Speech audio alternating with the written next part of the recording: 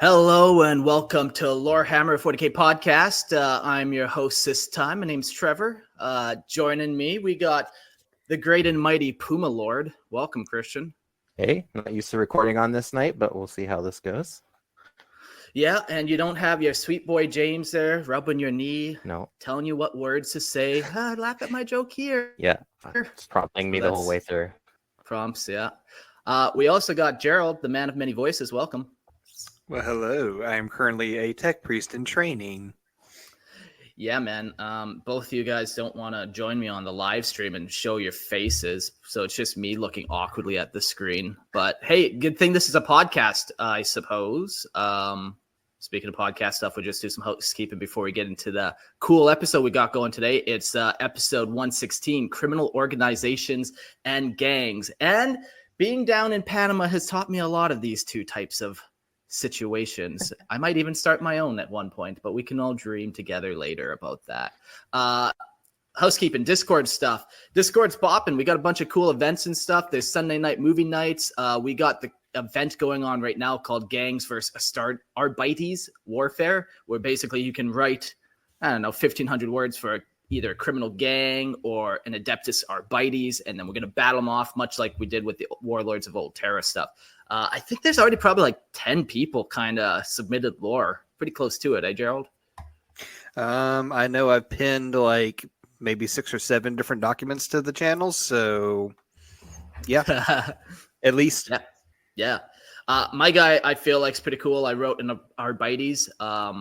This time I'm going to cheat to win, I think, just so I can read it off and share what I did. If you have ultimate power and you're the authority on the planet as that Arbites, it's hard to argue. So that's kind of the goal. Yeah, corruption right off the top, eh?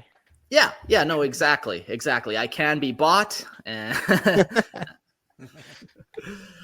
we're live streaming. Gerald, tell us about the live stream. So if you too want to join in on the live stream, just join the Patreon. All you got to do is throw us like what, $1, $2, and then you get a nice little access link, and there's a chat room that you can talk to us during the show. And then, of course, as usual, if you already know, we do accept call-in guests near the end of the episode, and so just let one of us know if you're interested, and we will shoot you that lovely little link. Yeah, the call-ins are super cool. And here's the thought about call-ins. People ask me all the time, how do I get on Warhammer? How do I get on an episode? How do I get on a main episode? Here's kind of the setup of how you make that happen. First of all, you got to call in. You got to be a call-in guest. Get us to know the sound of your voice. Some people like Nick or Grimaldus, they've been calling in, and I get to be friends with them. So that's kind of step 2. Become my friend or buy me off, either one. And then step 3 is kind of join me on like a listener lore. Let's build some rapport together. It's cool being online because I'm able to get a bunch of new voices and opinions on the show. So definitely trying to get people on that want to be on now that we have that kind of ability. As long as your sound is good and your internet's good, definitely would love to have you guys on. So that's kind of the order of events, be a calling guest, then maybe come on listener lore, then maybe seduce me into friendship. And before you know it, you'll be on Warhammer Main. Here's a pro tip. That was how I got my start. So if I can make it, so can you. Exactly. I just met Mark on a dating app. I don't know. Plenty of fish. Yes, yeah. sir. It was a long time ago. Yeah. But yeah, as Mark was saying, if you want to pay him off too as the local Arbites, join the Patreon. So a couple bucks his way. Join the Imperial Tithe and help us keep the show going. There's also ad-free versions too on the Patreon as well. So if you don't like ads, you want to help support the show yourself, please consider joining Patreon. Lots of advantages to joining. Yeah, I just spent the last week uploading every episode we have in both pretty much video, if we had the video, but audio format for sure, onto the Patreon. And for $2.50, you'll never have to listen to an ad again. $2.50 a month. It's a hell of a deal. And you'll never listen to bullshit ads again. You probably just got interrupted by an ad right there. And then again, right there. And right there, it's fucked. So $2.50, you'll never have to listen to an ad again. Join the Patreon. It really helps the show. Man, I know how big our audience is, and I know some of you are lacking. But hey, maybe with Trump in office, man, our wallets would be flush with cash again. Drill, baby, drill. Let's get this shit going. Criminal organizations and gangs. That's the segue from Donald Trump. Yeah, I was gonna say that. That was not. Go for it. Oh man. Yeah, today's episode is about criminal organizations and gangs. And man, going through this, it was very interesting to do. I tried to not focus specifically on any one gang or organization because they can vary, just like any imperial organization just has a drastic variance in what they're about. So we're going to kind of lay out some things, and at the end we got some cool questions you could ask yourself on how to make a gang yourself, both in real life or on tabletop. It should be a lot of fun. So here we go. Let's get into it. In the shadowed recesses of the Imperium of Man, beyond the gaze of the Emperor's statuesque shrines and the iron walls of the Adeptus Arbites, lies an empire within an empire. This hidden world thrives on ambition, profit, and the cutthroat exchange of blood and secrets. A living beast of chaos and calculation. From the festering depths of the underhive to the ranks of the noble houses corrupted by greed, criminal organizations spin a web that rivals the Imperium bureaucracy in complexity, fueled by the desperation and driven by the promise of power. Here, every gang, cartel, and syndicate has carved out its own twisted version of order, a brutal hierarchy where ruthless ambition is the only law. Leaders are often as influential as any planetary governor and command vast networks of enforcers and assassins, men and women as loyal as they are deadly. Deals brokered in dim-lit chambers shift the balance of control and power. Their reach extends to the lowest hive dwellers who barter their lives for scraps of status, to the high-ranking officials who gamble imperial resources in the bloodstained games of profit. Hold on a second. Hold on. Are you sure we're talking about Imperium hive criminal organizations? Because this sounds a lot like Hamara. Hamara Part 2? Yeah. In the twisted halls of the criminal organization, there is only origami. To these syndicates, the Imperium is more than just an oppressive force to be avoided. It is a machine of opportunity, one whose endless bureaucracy provides both a mask and a market. Smuggling routes trace the very arteries of the galaxy, carrying contraband weapons, forbidden technology, and xenos artifacts that fetch fortunes in hidden auctions. Corrupt members of the Adeptus Arbites turn a blind eye in exchange for credits and rare treasures, while whispers hint at the inquisitors who occasionally employ gangs to their dirtiest work, beyond even the shadow of imperial scrutiny. Operating within this empire of crime is both a calculated art and brutal science. Gangs fight for territory like predators over carcasses, enforcing their rule with the ferocity of the Emperor's own soldiers. They are marked by their chosen symbols. Some wear the scars of vicious initiation rituals. Others don specialized war gear, fetched from the imperial caches and modified for their purposes. Their arsenal is eclectic and deadly, ranging from salvaged lasguns to custom auto guns. Gold-plated auto guns. Combat drugs and improvised explosives that fill the air with acid, smoke, and the promise of death. Yeah, like there can really be anything, man. Any type of gang you can think of, any type of contraband. Are they smuggling Tau waifu across the galaxy? Possibly, man. And I'm sure there's a market for that. I'm sure it's also illegal. There is a huge market for that. We knew that from Earth. Yeah, we got Ursat's in the chat right now, and he's from Japan, so he probably is already on that waifu Tau train. I wonder what the market is called, because I wonder if black market is just strictly to terror, you know? Uh-huh.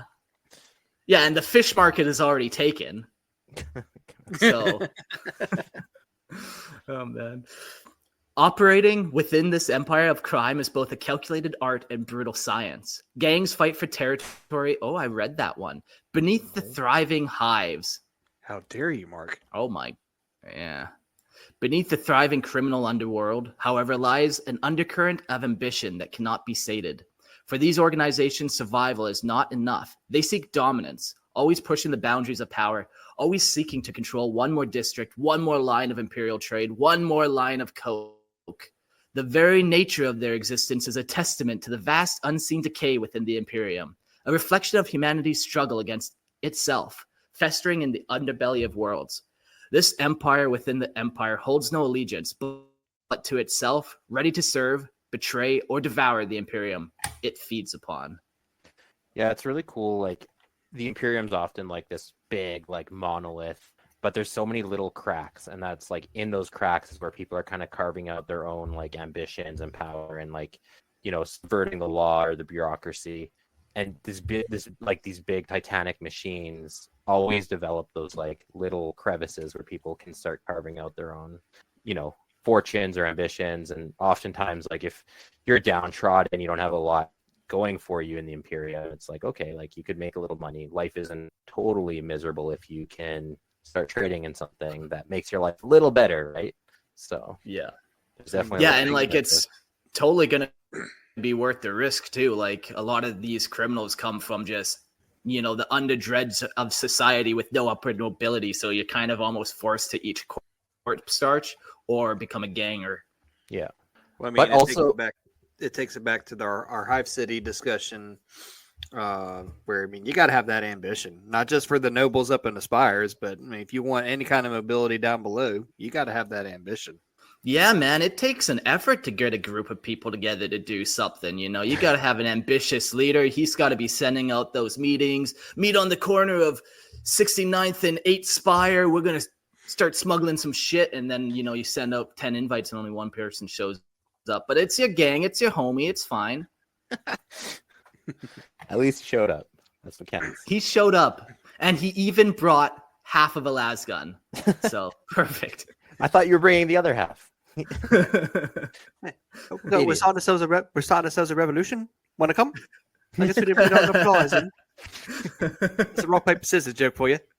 Just a little rock, paper, scissors joke for you. Oh, man. Well, I guess while we're talking about forming crime gangs and revolutions, let's talk about their formation and development.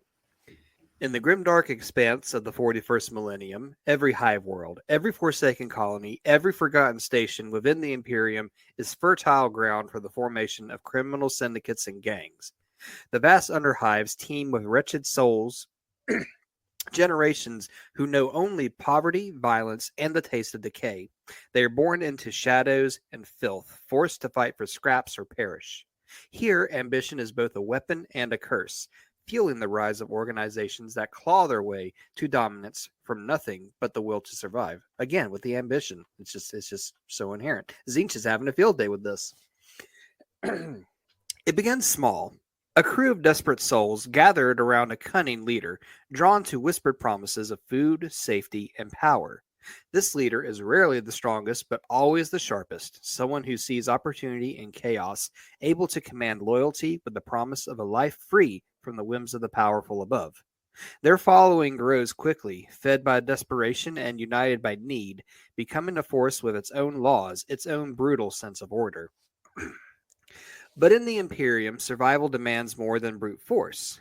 These gangs adapt, shaping themselves to the needs and dangers of their environment. In the slums of the hive cities, they begin with petty crimes, extortion, theft, and smuggling. But the fires of ambition never stop burning. Every street controlled, every market taxed, every rival crushed is another step in their rise. Blood marks their progress, and for those who wish to climb higher, the line between predator and prey blurs. They absorb smaller gangs, swallowing them in a ruthless quest for power, transforming from neighborhood scourges into organized syndicates. You're muted, Mark. Yeah, Mark, you're muted. Oh, yeah, okay. Well, I kind of like ranting, but you ranting in the picture, spittle hitting the screen. That's nice. Yeah, I love the shifting territories of the gangs and how, like, there's like, I can just imagine the hive city and how you would even keep track of whose territory is who in a place of 1 trillion people, and that's just constantly shifting and changing. And they have these like hard lines where it's like, this is where the gangs kind of stop, because if you go much more, then you're going to enter like the upper hives, and then you might get the arbites called on you, or just, you know, it's this kind of knowing where you can make the most of your men or your gangers and put in places and just try to keep taking and hustling places. I mean, Yeah, that so- or you can really learn how to be buddy-buddy with some of the very corrupt nobles in the spires. Yeah. I loved some of the ideas we had on our hive episode idea of like the one that's coming to me is that guy who controls the elevators and stuff of resources between all the spires and how he would have just such an organization of crime if he really wanted to. He could ship contraband up and down, but also he could tax and tariff or toll people, you know, the goods going between the levels. And, you know, if you're not sending up resources to those upper spires, they're going to get desperate pretty quick and want to make a deal with you. Or if you just keep letting up gangers, like, oops, I don't know how they're getting on this elevator, but here they are up in the upper spires again. Like, yeah, there's just so many little nitty gritty like details in a hive that you could take and try to turn into some type of gang or syndicate. Well, I mean, I wouldn't even be surprised if there are some spires that might be like a hub for like the really rich and powerful, like think Sopranos, but because obviously those kind of crime lords aren't going to be muddling around in the lower hives where it's all filthy and nasty. They're going to want to be up in the top, the clean areas to show off their ill-gotten goods. Yeah, it's cool because like in real life, a lot of ports and stuff are where you find like the criminal activity. You'll see like on a lot of detective shows and stuff. That's where they go because that's where stuff is being brought in, and that's like you said, Mark, is a perfect avenue for like smuggling stuff. Yeah, controlling access routes and controlling resources are the two big ones if you want to monopolize on some kind of criminal activity. This is not advice. No, it is. It is. Yeah. For Lorehammer Legal, this is not advice. So what do you call the underhive different types of crime? You know, we got the underhive crime, that's like your blue collar. You got your white collar crime, which are like your hive lords, like, but there has to be better terms for these. Yeah, tax evasion and stuff as opposed to petty murder for somebody's wallet. Yeah. So I'll come up with something, don't worry. Yeah, so for all you participate in the gangers versus arbites, feel free to come up with some nice 40K sounding terms for such esteemed individuals. Yeah, it's just I look at those Goliath models and they're not even wearing collars, so it's like what kind of crime are they up to? Muscle bound crime? I don't know. They do have crime of not working out is the like, biggest offense of all. They have those dog collars, is what they wear. It's dog collar crime. Oh god. No, it's got dog. I don't like that. Oh man. But with how talking about all these different kind of crimes, of course the gangers are subject to, changing and evolving, adapting to the times. So these organizations evolve like organic beasts, honing their methods in the crucible of violence. They forge alliances with outcasts and renegades, recruiting enforcers, smugglers, informants, and mercenaries. Each new recruit knows the risks. Survival within a gang is fleeting, and loyalty is rewarded only as long as it serves the leader's ambitions. Traitors and failures are made examples of, their bodies left to rot as warnings to others. With this unyielding discipline, a gang grows into something more than a gang. It becomes a force of nature, an underground empire where every member's life is pledged to the rise of the organization. I love just like the weird twisted sense of gang loyalty that even like modern gangs have, where it's like, if you snitch, man, you're in a lot of trouble now, man. That's kind of like the dividing line. There's like that honesty amongst thieves or whatever they say. Yeah, it's kind of wild because one of the, I guess it's not a newer show, Tulsa King kind of deals with that in a way because it's about a former crime boss but works for the mob. He gets out of prison after a 25-year sentence. Never once did he snitch on his gang, but in the 25 years that he's been in prison, his gang thought, there's no way he didn't turn now. So they just kind of write him off like in this day and age, like even that kind of loyalty is not a thing anymore. Yeah. Well, that loyalty is like hard to buy. You kind of mentioned Cormorant earlier, and like we know in Cormorant, there's not a single loyal person there that you can actually entrust, except for like one organization of the Incubi, which are like bodyguards, and their word is like going to happen. They will never betray you. It's the only thing they got going for them. They trade on their loyalty. That's a great way to say it. Yeah. As long as they get paid. Yeah. I like all your Gerald, all your pop culture references here. Let's go through every criminal TV show. We'll hit This, Breaking dude, Bad. this is what Mark pays me for. The voices and all the pop culture references. You guys hear the voices from Gerald too at night, right? It's not just me. It's just you. Hey, I Oh, heard y'all's shit. discussion about my orc voice, so it behooves you to know that I do. that was fucked. Never do that again. I would. I can't do it with a straight face now. Okay. All right. Focus. Beyond the immediate fight for survival, these gangs reach deeper into the heart of Imperial society. They establish links with corrupt officials, trading favors for protection. Black market trades become the backbone of their wealth, and as their coffers grow, so does their influence. Eventually, the gang reaches a point where they aren't merely surviving, they're expanding, mutating into an organization with a network that stretches far beyond the streets. Syndicates rise with the tentacles that touch every part of life in the lower reaches, providing forbidden pleasures, dangerous contraband, and a semblance of order for those willing to pay. These criminal empires often become a perverse mirror of the Imperium itself. That's the longest quiet I've ever had, ever. I don't even want to edit that one out. It was so long. I thought you were trying to say something, so I gave you a moment.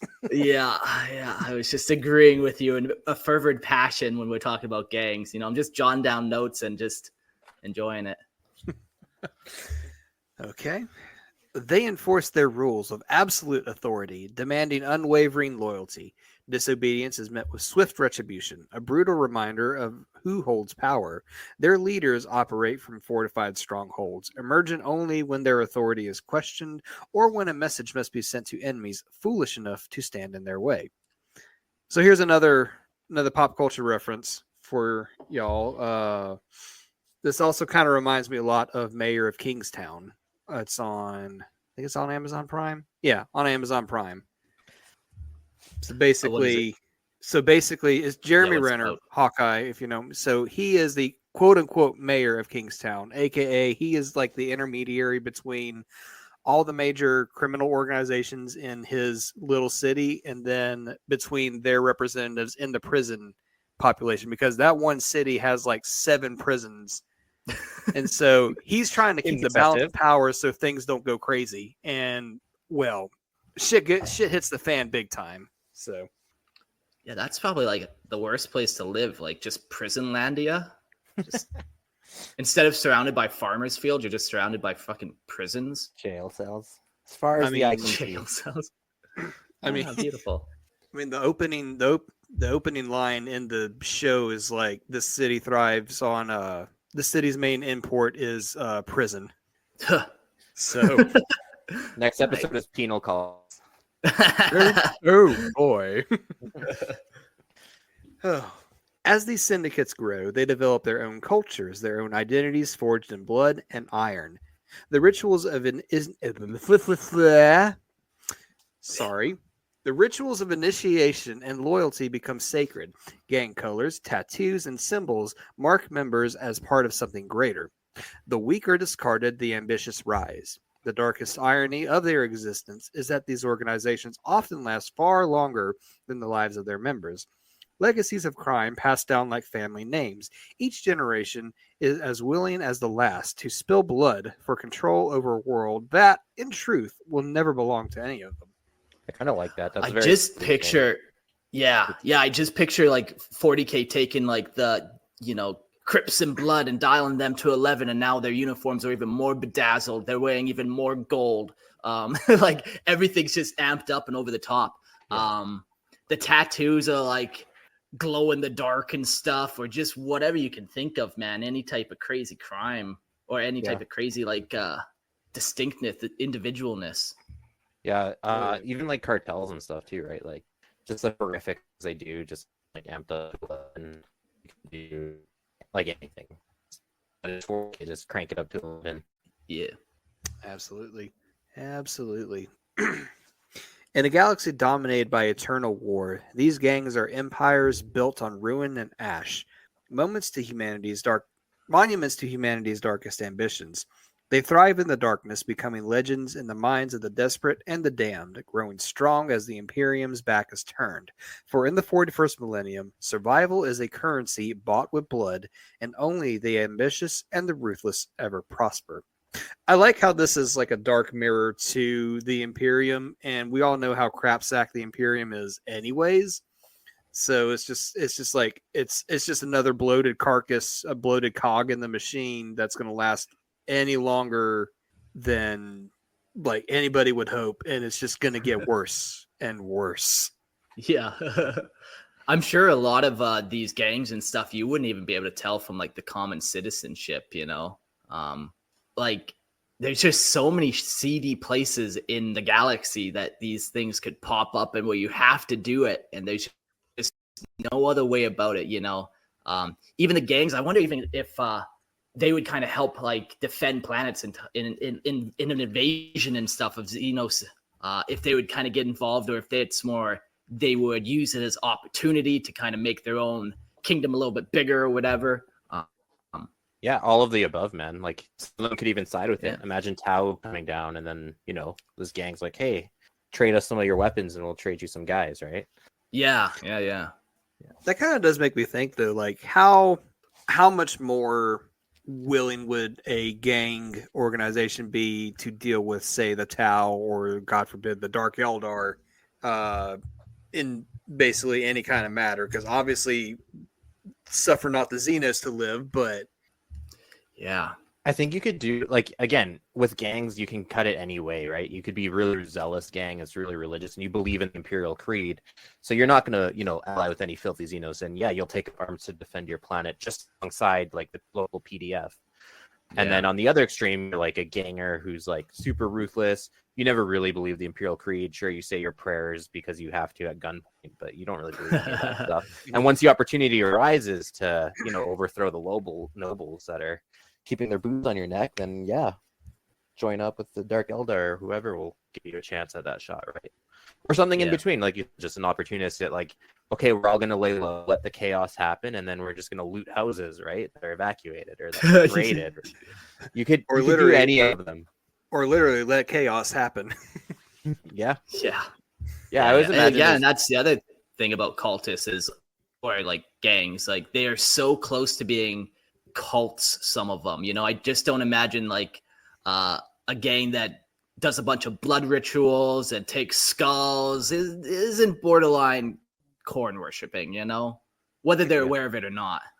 There's perfect, right? Or like the overly ambitious who trade in secrets and lies and deception, suddenly they're treading on some cheat territory, right? Yeah. Now I don't like that chaos always has to be involved, but it is always cool to like throw them in the mix with all the other like just regular secular gangs too, right?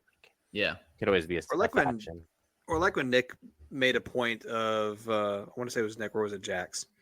Somebody made a point the last episode where like Eldar were created like some borderline cults and started up like their own hive gang to basically throw off that hive city.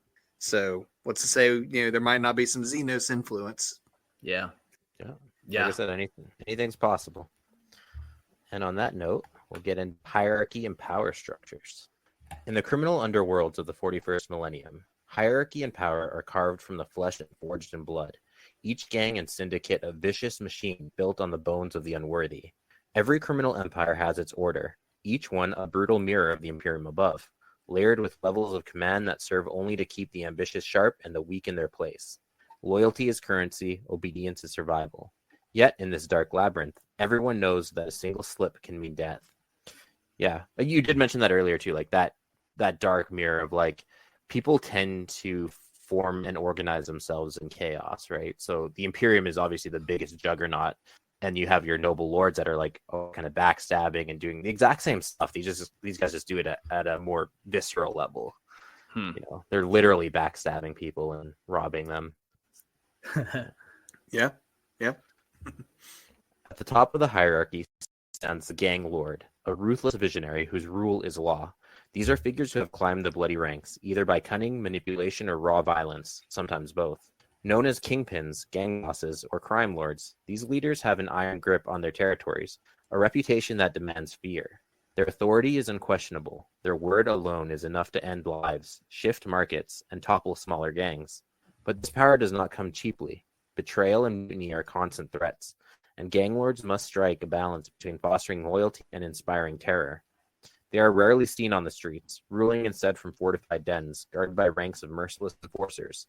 Any who challenge their rule know that failure will be met with gruesome punishment, and even victory may simply mean inheriting a seat of power rigged to explode. Is this Cormora?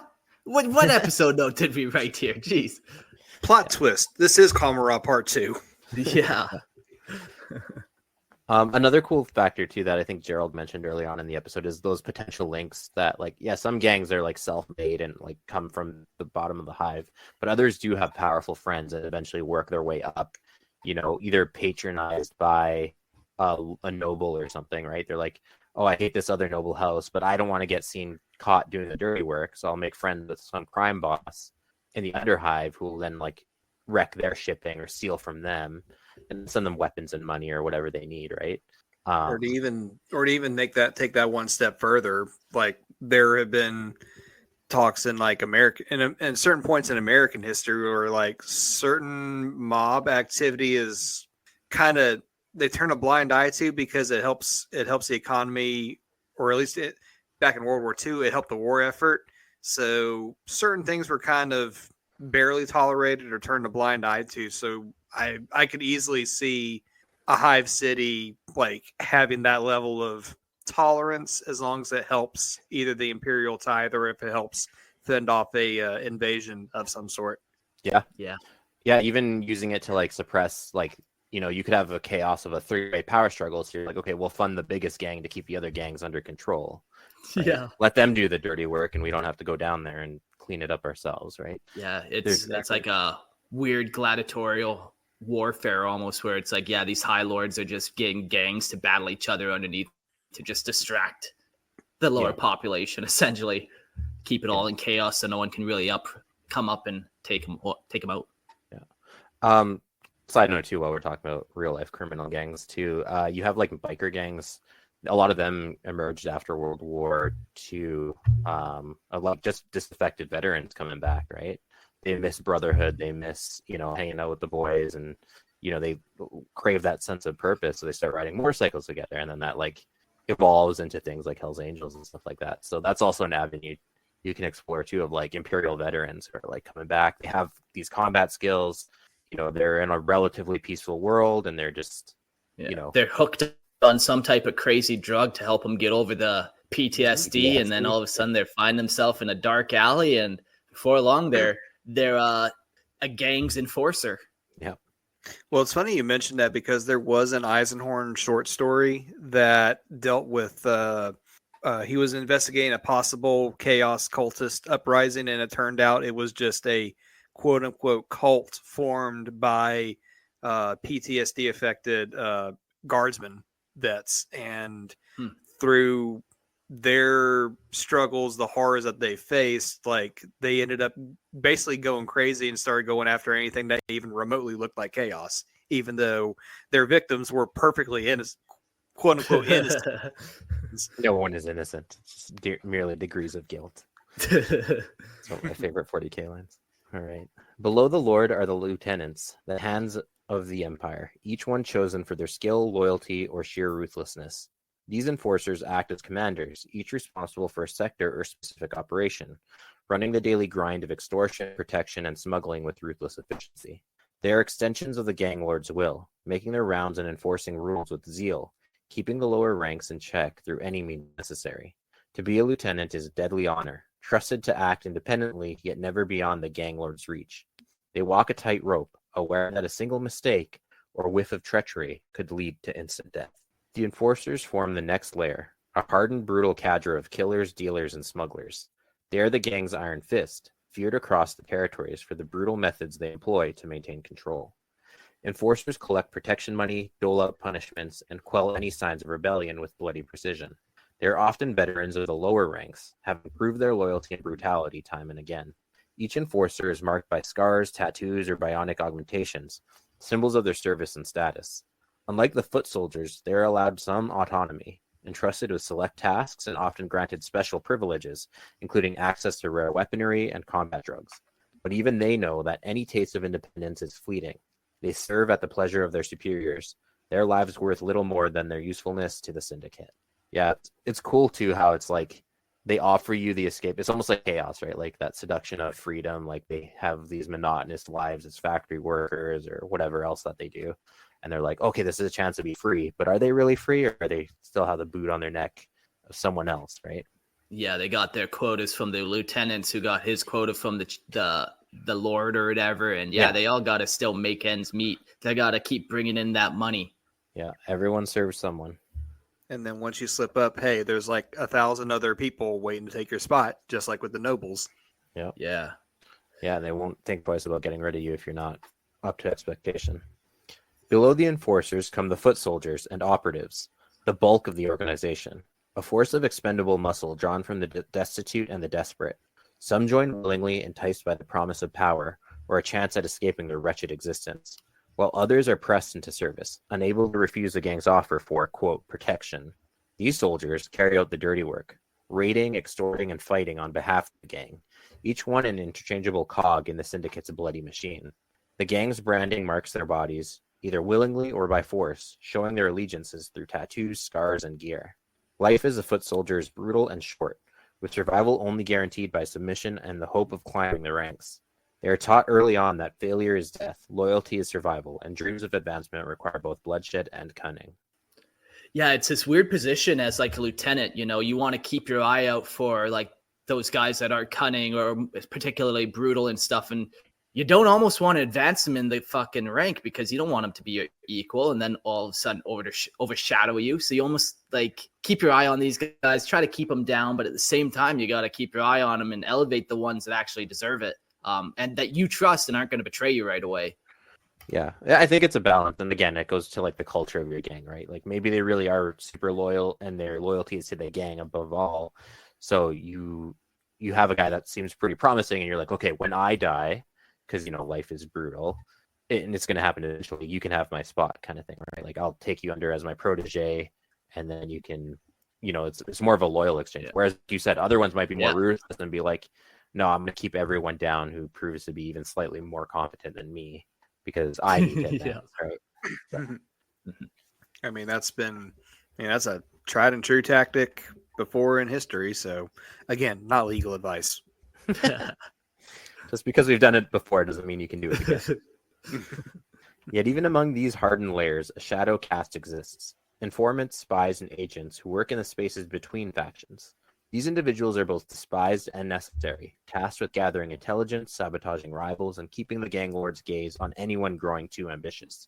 Informants are used and discarded as needed, rarely trusted yet valued for their information they provide. A successful informant walks a line even finer than that of any lieutenant, forever in the gang lord's debt, forever an inch from betrayal. Their lives are short and brutal, fought with favors and treachery, and often ended with a silenced shot or a slit throat when they outlive their usefulness. Beyond the formal ranks lie other players, smugglers, fence masters, tech specialists, and black market merchants, each performing crucial roles that keep the criminal machine running.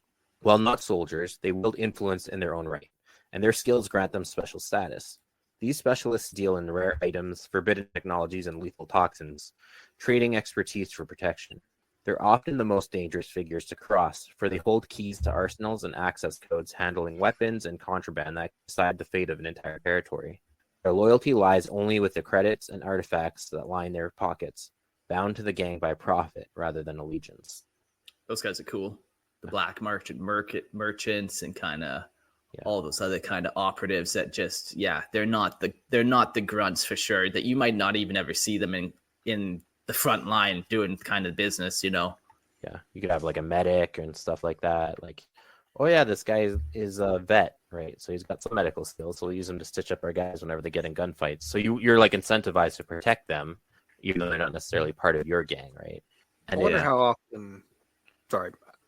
often the Mechanicus or the Dark Mechanicus kind of show up to make these kind of deals with either black market traders or these criminal organizations because they either have an STC or they have some kind of special treasure of technology from the Dark Age of technology. I think Now, Yeah, I think if the Mechanicus were to get involved, if they know you have something that they think belongs to them, they're not gonna trade with you. They're just gonna send their troops in and take it.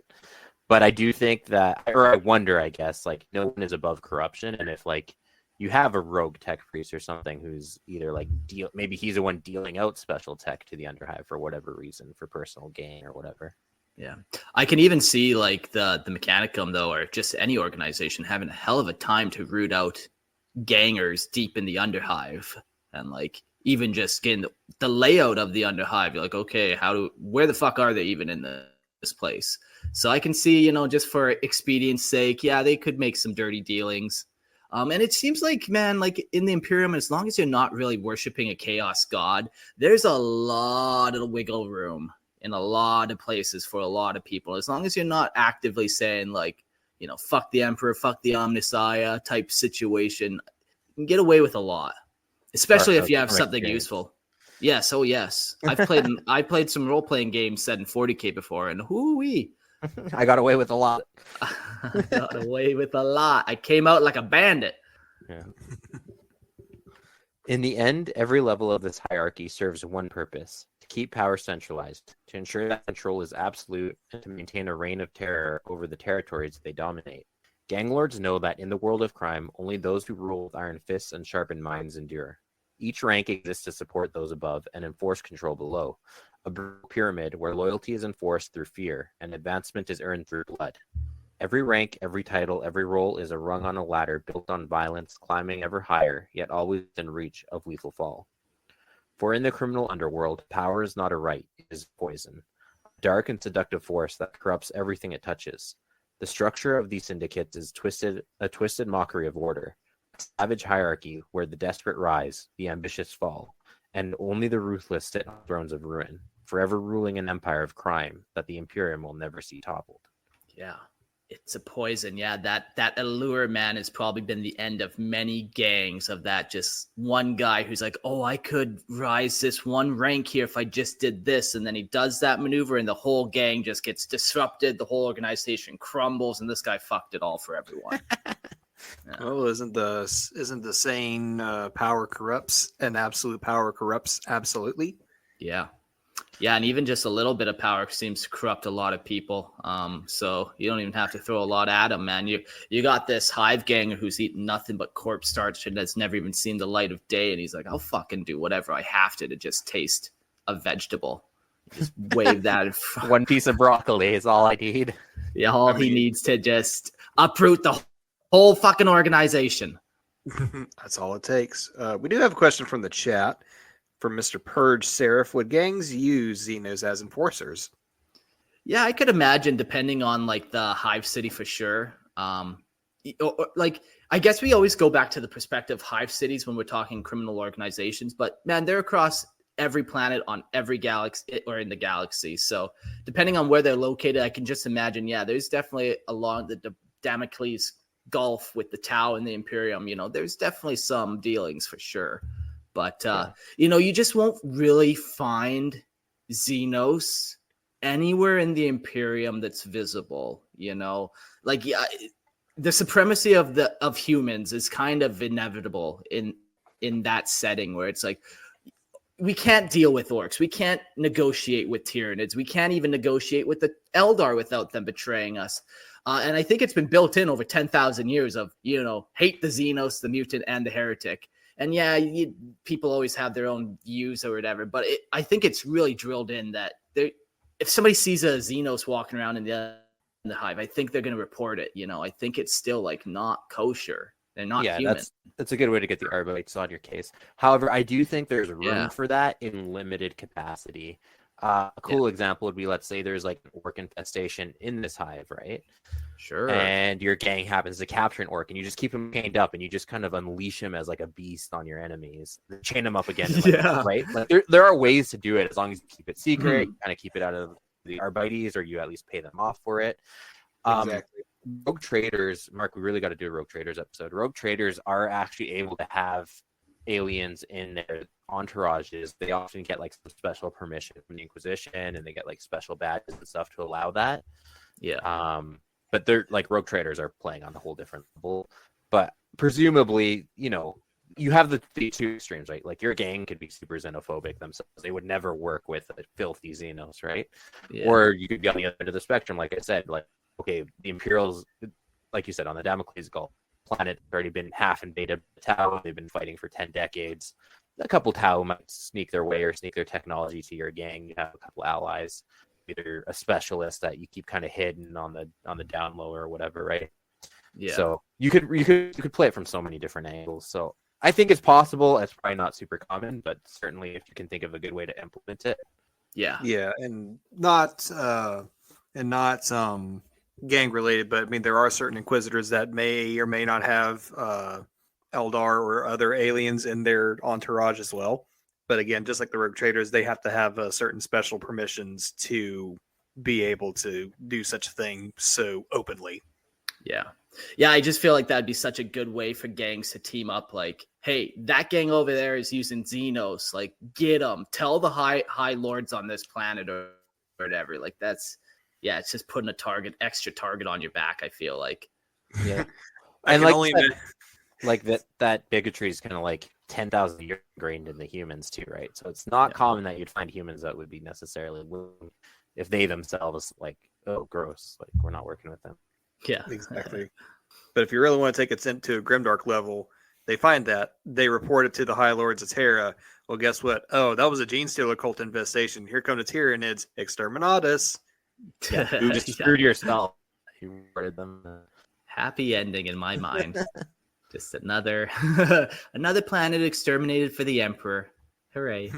All for the Emperor, of course. Yeah. But one more question before we move on, and this is kind of what we were talking about with the tolerated crime earlier. Another question from Purge is on the other side of the spectrum, how would the Imperium use gangs to support its agenda? Yeah, I can just imagine like some noble or whatever on that planet just hiring out the biggest gang to be like, we'll keep you wealthy. Your only job is to make sure no gang in the Underhive gets bigger than you. And in return, we'll keep you wealthy. You don't come up here, and life will be good for everybody. Yeah.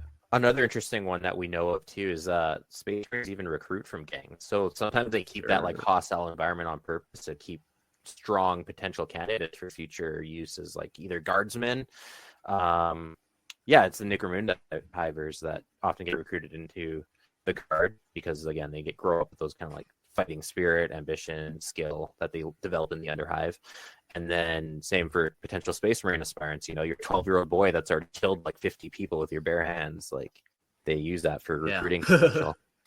Funny fact in real life, we have, other than like, penal troops that like the Soviets would have used that you like kind of gang press and like tell them to run through a minefield or something. In the West, we used to try and recruit criminals and stuff, thinking like in World War I, they recruited a bunch of like gangsters and stuff, thinking like, oh yeah, they fight on the streets and stuff, like they're rough and tumble. And they didn't make great soldiers because they were really selfish in like self-preservation, right? Like that's how they lived on the streets, was out of self-preservation. So things like working together as a team, which is like critical for like a unit, didn't work out so well in the trenches. So just a fun fact I thought of with the Necromunda thing. Yeah. Cool. We'll go on now to how gangs maintain power and control. In the brutal, unforgiving depths of the criminal underworld, power is never freely given and never fully secure. It is a commodity taken by blood, forged by fear, and held through the ceaseless vigilance of those ambitious and cunning enough to wield it. Maintaining control over a criminal empire in 40K requires more than brute force. It demands a complex machinery of loyalty, terror, manipulation, and ceaseless watchfulness. Each gang, syndicate, and cartel in the Dark Dominion survives only as long as they can keep its grip tight on those beneath and its enemies forever at bay. A criminal empire is built first on loyalty, an allegiance bought with both promises and threats, binding every member to their gang lord as if to a god. This loyalty is maintained through rituals of blood and brotherhood, acts of initiation that leave scars as deep as the alliances they secure. Those who prove their worth are rewarded, given status and privileges in the world that offers them nothing but cruelty. Rank within the gang is earned through displays of loyalty and willingness to kill on command. Ambition is encouraged only as long as it serves the gang lord. To break rank, to falter, to question is to sign a death warrant. In this world, loyalty is survival and betrayal is the ultimate transgression. Fear, however, is loyalty's sharper edge. Gang lords and enforcers wield fear like a weapon, a tangible force used to keep each member tightly under control. Punishments are designed to be both painful and public, every beating, mutilation, and execution serving as a warning to others. The bodies of traitors and cowards are hung from the underhive walls or left to rot in the toxic streets, a reminder to those who fail their duty will not find mercy. Even the most hardened enforcers know the fear of the gang's to fear a gang lord's wrath. For mercy is weakness, and weakness is death. The gang lord is as much a figure of terror as of loyalty, a nightmare lurking behind every failed mission or whispered betrayal. This regime of fear and loyalty is underpinned by a dark network of spies and informants, the unseen eyes and ears that ensure no secret remains hidden for long.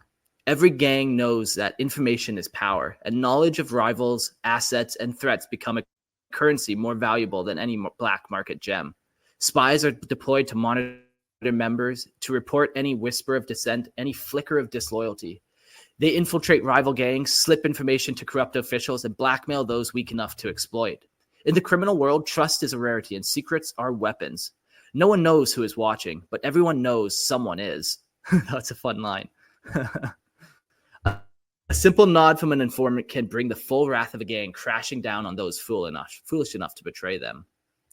Beyond fear and loyalty, maintaining power requires resources, and for that, the gang must hold territory. Territory is more than land. It is a source of revenue, a place to enforce dominance, and a hunting ground for resources. Each block, each slum, each underhive market is a prize won by violence and guarded with deadly force. These territories are patrolled by enforcers, ruled by fear and taxed to free the gang's coffers. Every tribute paid by merchants, every toll extracted from travelers, every protection fee collected from the locals builds the gang's wealth and reinforces its grip on power. Controlling the territory is not only a means of income, but a statement of supremacy, a reminder to all that this ground is theirs and that any trespassers will be dealt with savagely. Purge says, kind of sounds like cartels, which at the time have been supported by the CIA to further its foreign policies, just as the Imperium would support gangs and its agendas. Yeah, man. Some would say the government is the biggest gang of them all. But those people usually find up dead or on Hillary Clinton's death list. So, you just got to be careful who you're slandering is all.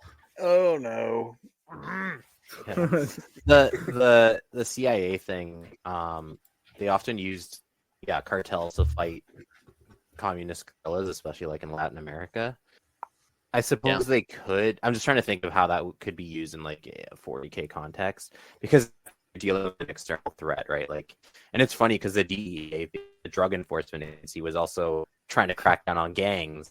So you have the government fighting itself with and it's a very 40K thing to do, where you have like two organizations to tackle two different problems and actually fighting each other.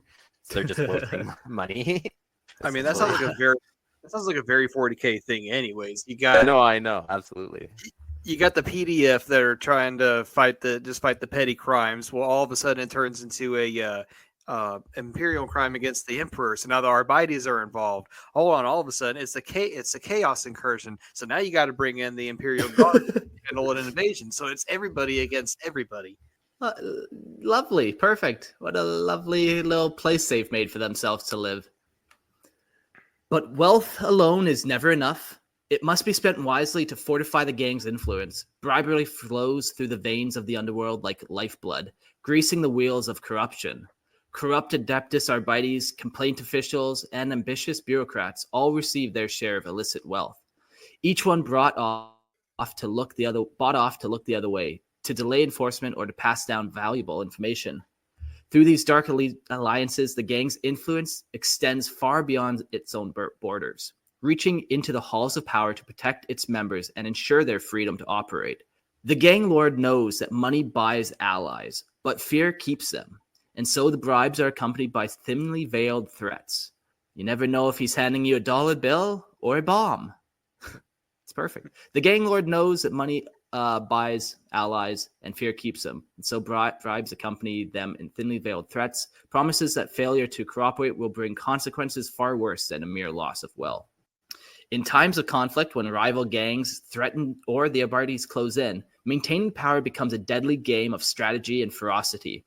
The gang's fighters are armed not with just guns, but forbidden war gear, exotic blades, toxic gas grenades, stolen las rifles, and even the raw brutality of combat drugs. Battles are fought with ruthless efficiency, ambushes, and shock tactics designed to shatter enemies' morale. No mercy is given, no quarter offered. Territories are defended with walls of flesh and fire, and each victory is celebrated with brutal public displays meant to terrify rivals into submission. Conflict is inevitable, and those who emerge victorious can claim not just power, but the fear and respect of every gang in the Underhive. Man, this makes me want to go watch the movie Gangs of New York. They have that one brutal scene where they all just fight in the street with fucking like hatchets and like whatever they have on hand. Yeah. Yeah, that's on the other end of the spectrum. There's a movie called BOP, B-O-P, which is about like the elite Brazilian police with the favelas in Brazil. And they're like pretty much like special forces soldiers because their gangs are so well armed and developed that they're not just doing like regular street cop stuff. They need like tactical enforcement. And some of the areas they can't even go into because the gangs just control the region and they'll just shoot on sight. Like it's literally dealing with an insurgency. They can like shoot at helicopters and stuff that are just trying to do like patrol. And I imagine a lot of the like 40K gangs, like they have access to like missile launchers and like armored vehicles and stuff. So like when it's gang warfare time, they could even challenge the PDF, right? It just depends on like the strength of the gang and the strength of your local Arbites force, or even the local, whatever the local enforcement agency, because Arbites aren't always the ones that deal with it too. Like gang warfare is not just, you know, a couple guys with pistols on the street. It's like actual warfare. I mean, yeah, like you know, a lot of these guys are working in like hive factories or whatever, you know, and they're making weapons or even tanks potentially for the guards regiments or the Imperial war machine. So yeah, man, you know, you get this gang that takes over this tank factory, and now they got fucking Lehman Russes driving around in the Underhive together, just blasting shit. Yeah, you have a guardsman that's in a gang, and he steals a Lehman Russ, right? And now you're the biggest guys on the block. You just have the one tank. Yes. I think the U.S. has had a problem with gang infiltration recently, where gang members would, you know, get recruited in and then learn weapons and tactics and things, and then they just bring that back to the streets with them.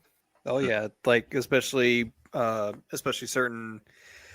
I mean, some police units are given like basically military grade weapons, and then if that stuff gets lost or, God forbid, stolen from any kind of either inside job from gangs, or if it's just taken during any kind of gang warfare, yeah, you're in for a lot of trouble.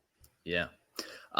Purge asks, how would you represent a gang as an army on tabletop? Just in case you don't know, there is like, what is the gang game called? Is it still called Necromunda?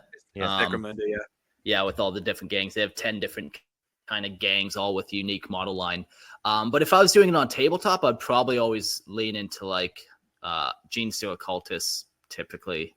Yeah, you know, you could do guardsmen as well, would be decent, but the cultists kind of have that nice like ambush surprise tactic type thing. Not as crazy of war gear or access to crazy, you know, manticore missile launchers or anything like that, but a little more grounded. Yeah, they like the Necromunda gangs are very unique, and they like the whole story around Necromunda revolves around specifically Necromunda. And there's nothing wrong with like taking the models and like doing your own thing with them, but you can do something completely different too. You don't have to tie yourself to any one of those gangs specifically. No, and even in this episode, like I think we only talk about one gang that is from that planet. Because yeah, that could be a whole episode all in of itself, you know, all those Necromunda gangs. But yeah, with 3D printing, man, we got a whole new world of options. Like you could really take from any type of sci-fi kind of looking models and just slap them in and make your own stuff. That's always what I loved about 40K, man. It's so hard to find something that wouldn't work. If you kind of are creative enough, you can make anything work. Yeah, as long as you follow the rules of the setting. So yeah. But Grimalda says, at what point do you guys think a crime boss actually advanced to a lower high lower? I think he's asking if they ever advanced to like a noble or something, like a high lord.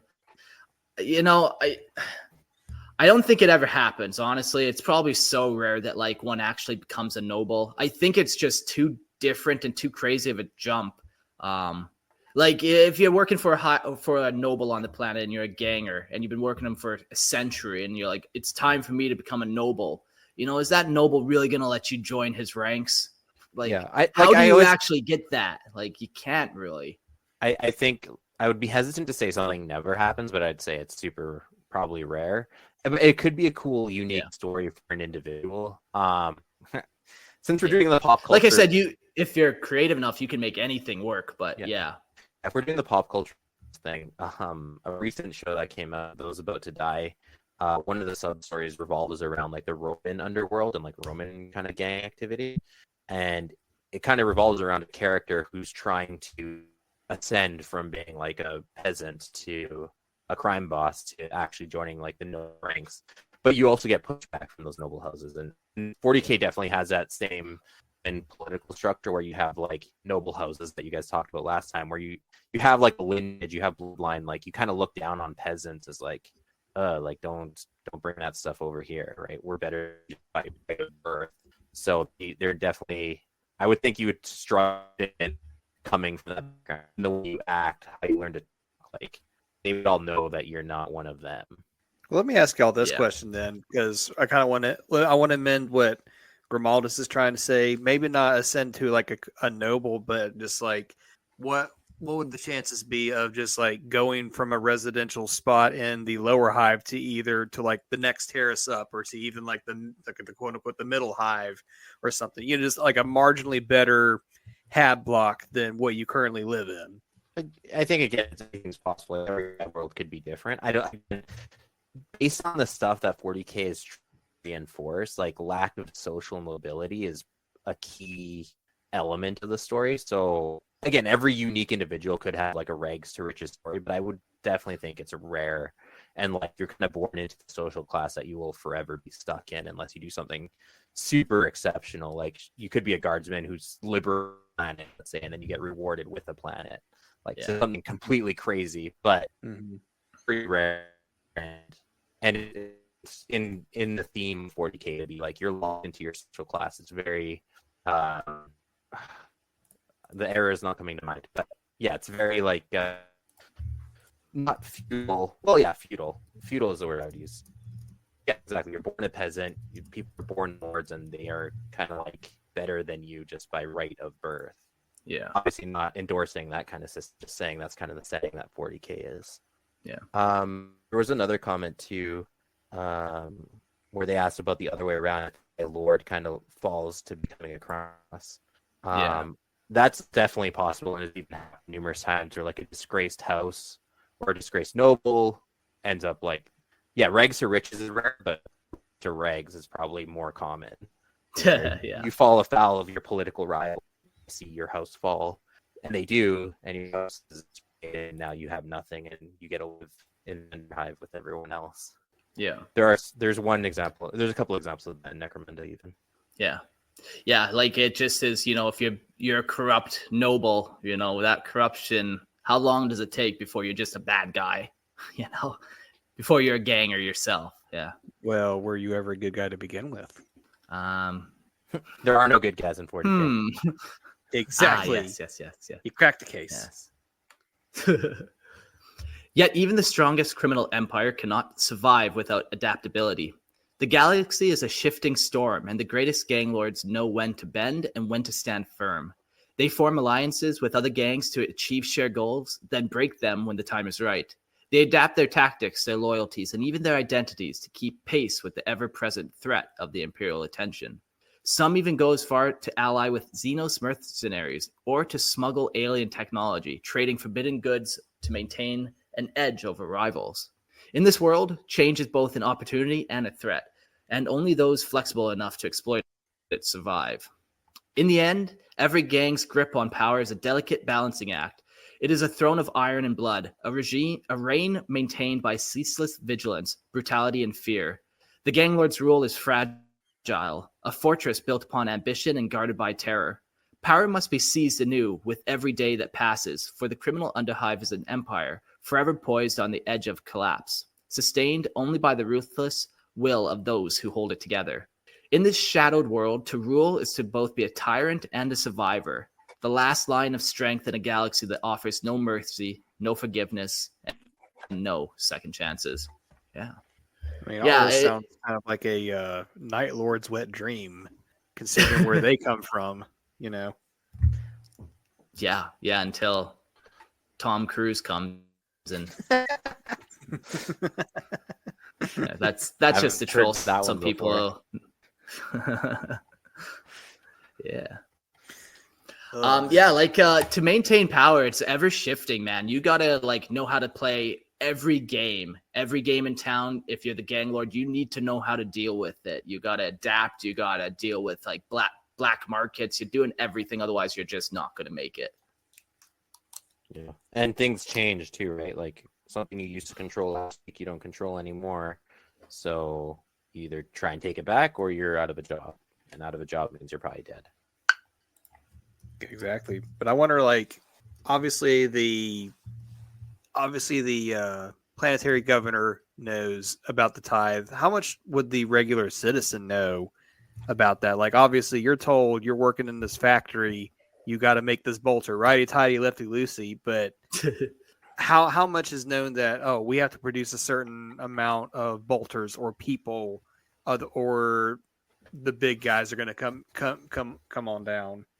Yeah, you mess with somebody's prime factory, all of a sudden, some noble's prime factory, all of a sudden you got problems on your hand. But also, if you control that factory, it might have been worth it to take it. You might just be able to hold on to it. But yeah, it's that delicate balance of trying to take as much as you can, but not take from people more powerful than you. Otherwise, they're going to take from you.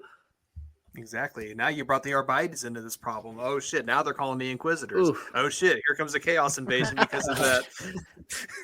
And then all your stories end in Terminatus. Pretty much. But that kind of leads us into the next main topic: with how do these gangs deal with the Imperium? So let's get into this. For any criminal syndicate, dealing with the Imperium is a high-stakes game of survival and subversion, a delicate dance with an iron-fisted overlord that tolerates no deviation from its dogmatic rule.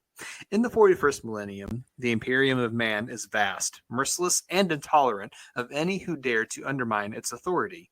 To a gang lord or syndicate boss, the Imperium is both a looming threat and indispensable partner, a force to evade, appease, and manipulate, to ensure the continued flow of illicit wealth and forbidden power. For in this galaxy, the very agents of the Emperor can be as corruptible as the underhive scum they hunt, and the greatest criminals know how to exploit every crack in the Imperium's monolithic facade. Dealing with the Imperium starts with avoiding its gaze, for in a world where even a hint of treason can lead to purging flames, aka exterminatus, discretion is the first rule of survival. Every gang knows that any direct confrontation with the Arbites, or worse, the Inquisition, spells doom. Gang operations then are shrouded in layers of secrecy, with lies and decoys planted like traps to mislead those who would pry too closely. The Syndicate keeps a low profile, its darkest dealings hidden in the labyrinthine passageways, its black market bazaars masked as legitimate trade posts, its smuggling rooms disguised beneath layers of mundane bureaucracy. Only the most trusted lieutenants know the true extent of the gang's reach, and even they are kept in the dark about the Empire's full scale. Anonymity is a survival, and the Syndicate cultivates it with paranoid vigilance. Yeah, you just never want to draw that eye of the Imperium on you. We were doing the Severin Dominant, and it just seems like, as soon as the leader of that rebellion kind of draws the wrath of the Imperium, things start to really go sideways for him. They can bring so much might to bear on you that it's better just to avoid it altogether if you can. Yeah, keep a low profile, hide things, hide in those layers of mundane bureaucracy that, no, we're not a gang. You just hide the paperwork a little bit, and by the time they... Sorry, you didn't file your gang paperwork, Mark? No, just an organization. By the time they trace out all the taxes from going back like 10,000 years, you've already kind of filed new paperwork that just leads them randomly. I'm sure you could do you could mess with the bureaucracy and the Adeptus Administratum by just they send you file 4-8 and you send them file 8-9 and just keeps this fucking thing going when no one really knows what's happening ever. And then all of a sudden you're lost to the cog of the machine, and then boom, just like you pretty much got free reign. But yeah, I know we talk about the Imperium as like a whole monolith, but Purge brings up a pretty interesting point of I kind of like the idea of a Marine chapter supporting a gang lord just to cause constant turmoil to have somewhere to recruit from, as mentioned before.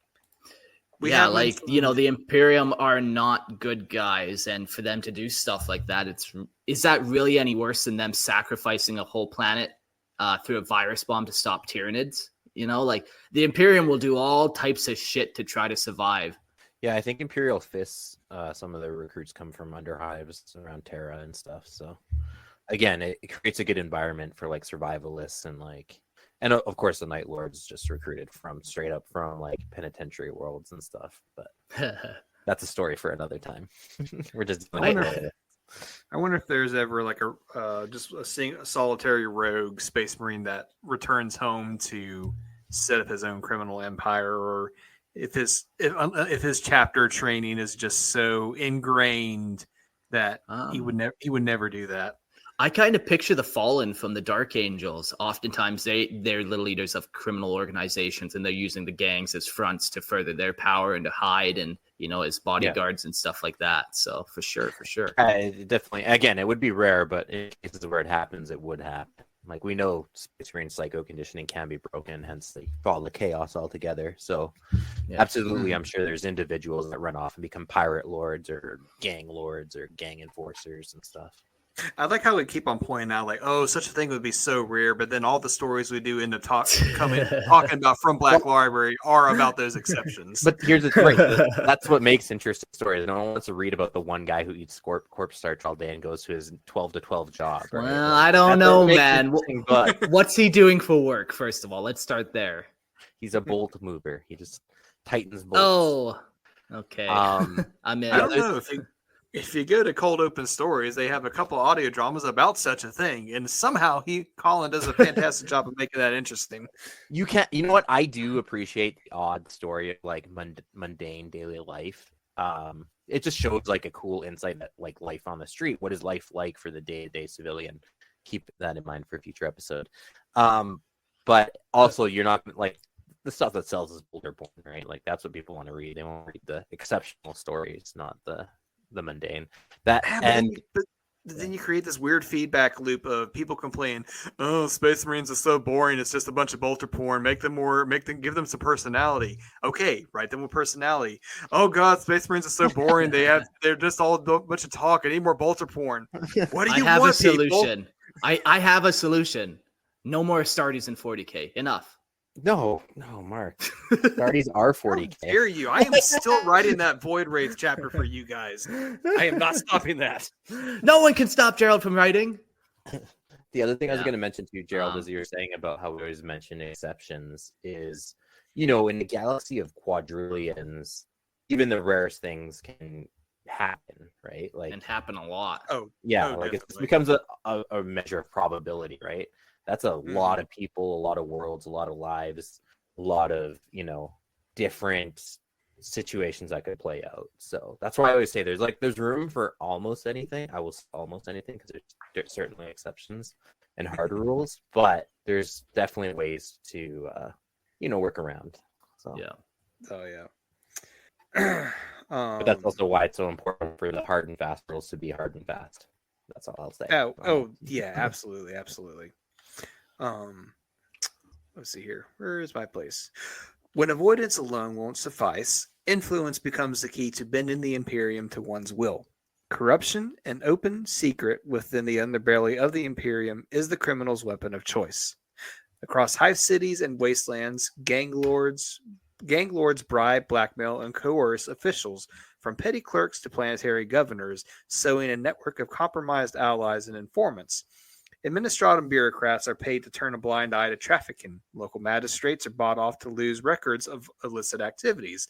And even the Arbites, the so-called unbreakable arm of the imperial law, find themselves accepting the right amount of credits to ignore certain sectors. The gang's power flows through these corrupted officials like poison in the bloodstream of the Imperium, enabling syndicates to operate with impunity under the nose of those who would destroy them. Where bribery and manipulation fall short, the syndicates turn to blackmail, a tool sharpened with meticulous care. The criminals know that every man, from the words are hard tonight, the lowliest enforcer to the loftiest imperial governor, has a weakness. Perhaps it's a hidden affair, a debt to unsavory dealers, or a secret addiction to off-world pleasures. Whatever the vice, the syndicate seizes it, twisting it into a weapon that binds its prey in the gang's interests.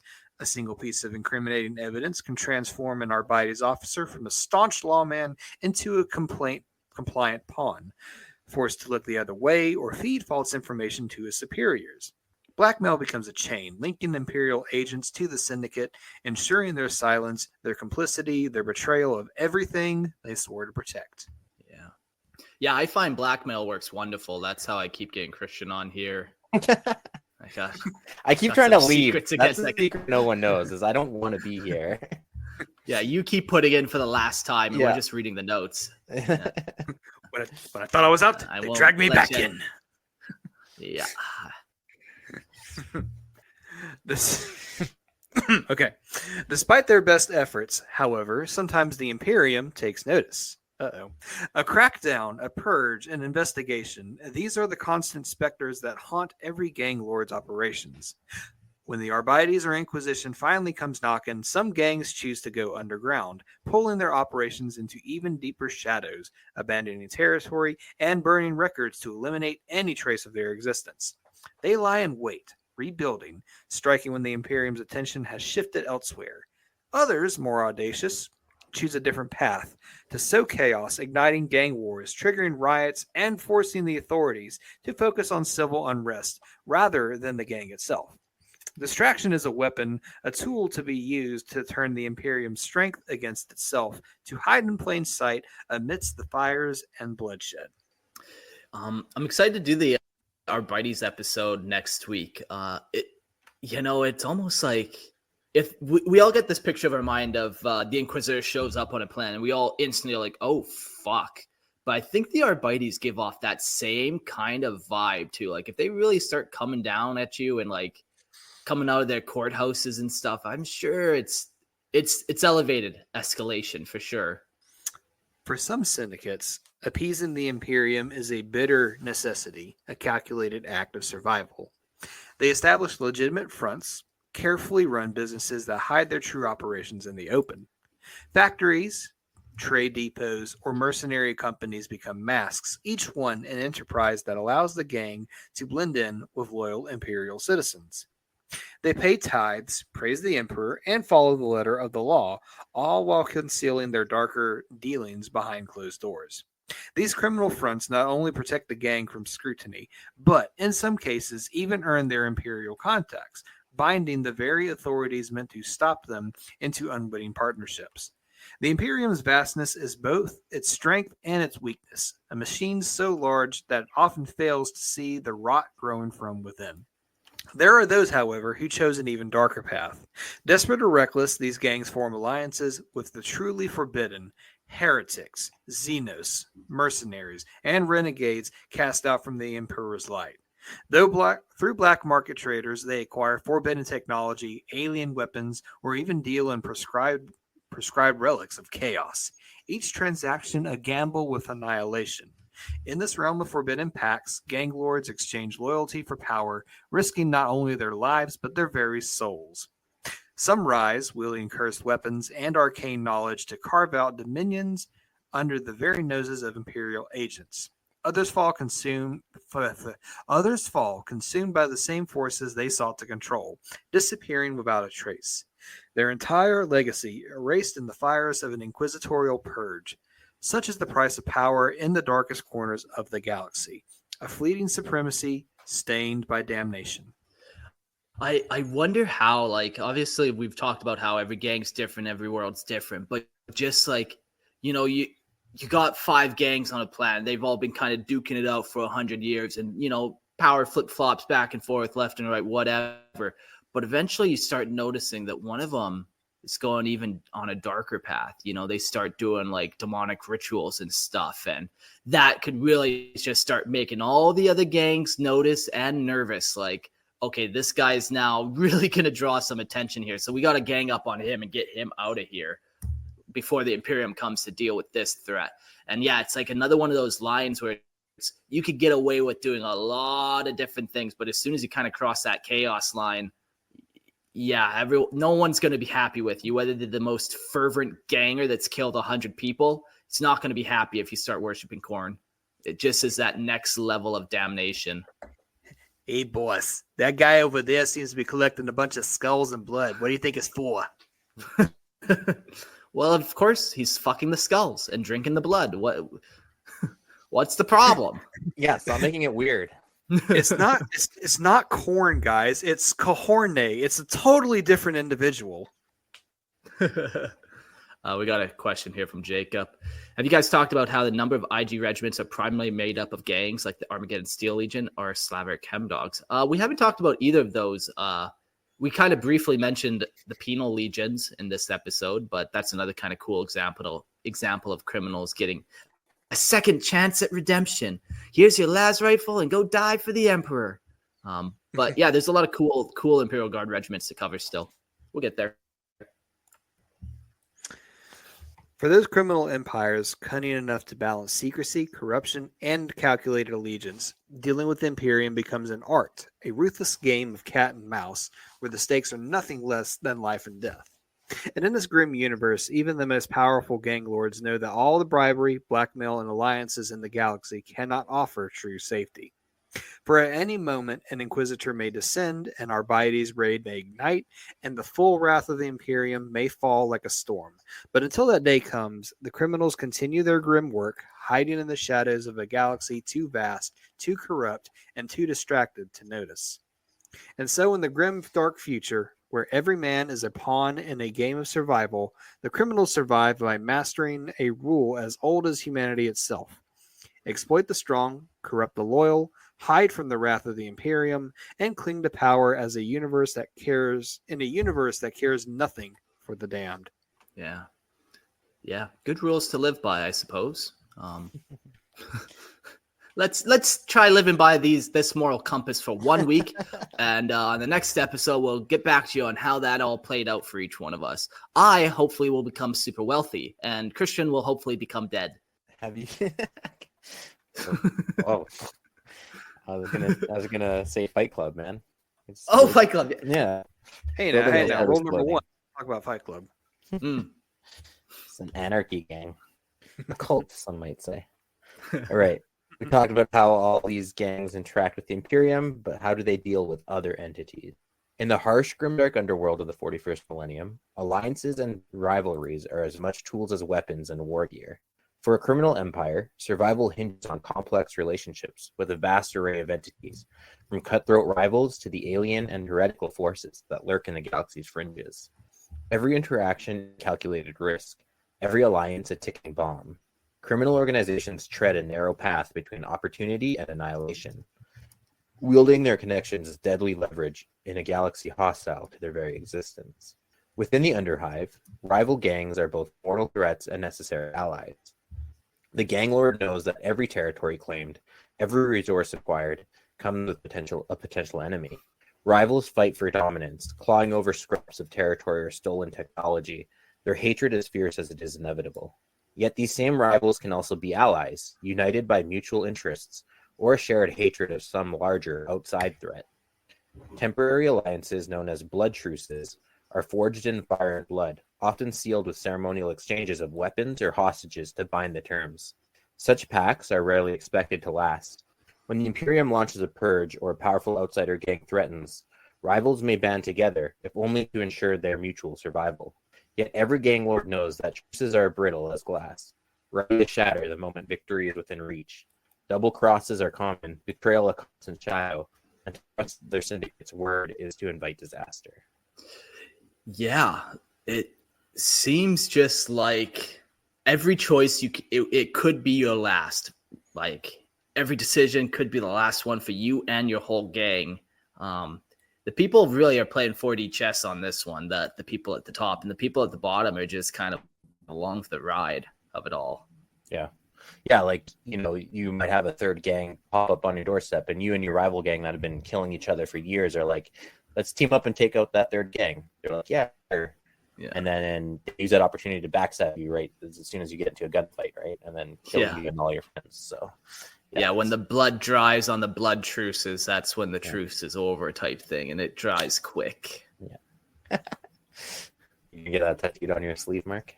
Yeah, forehead. Oh, I only do get forehead tattoos from now on. Yeah, right.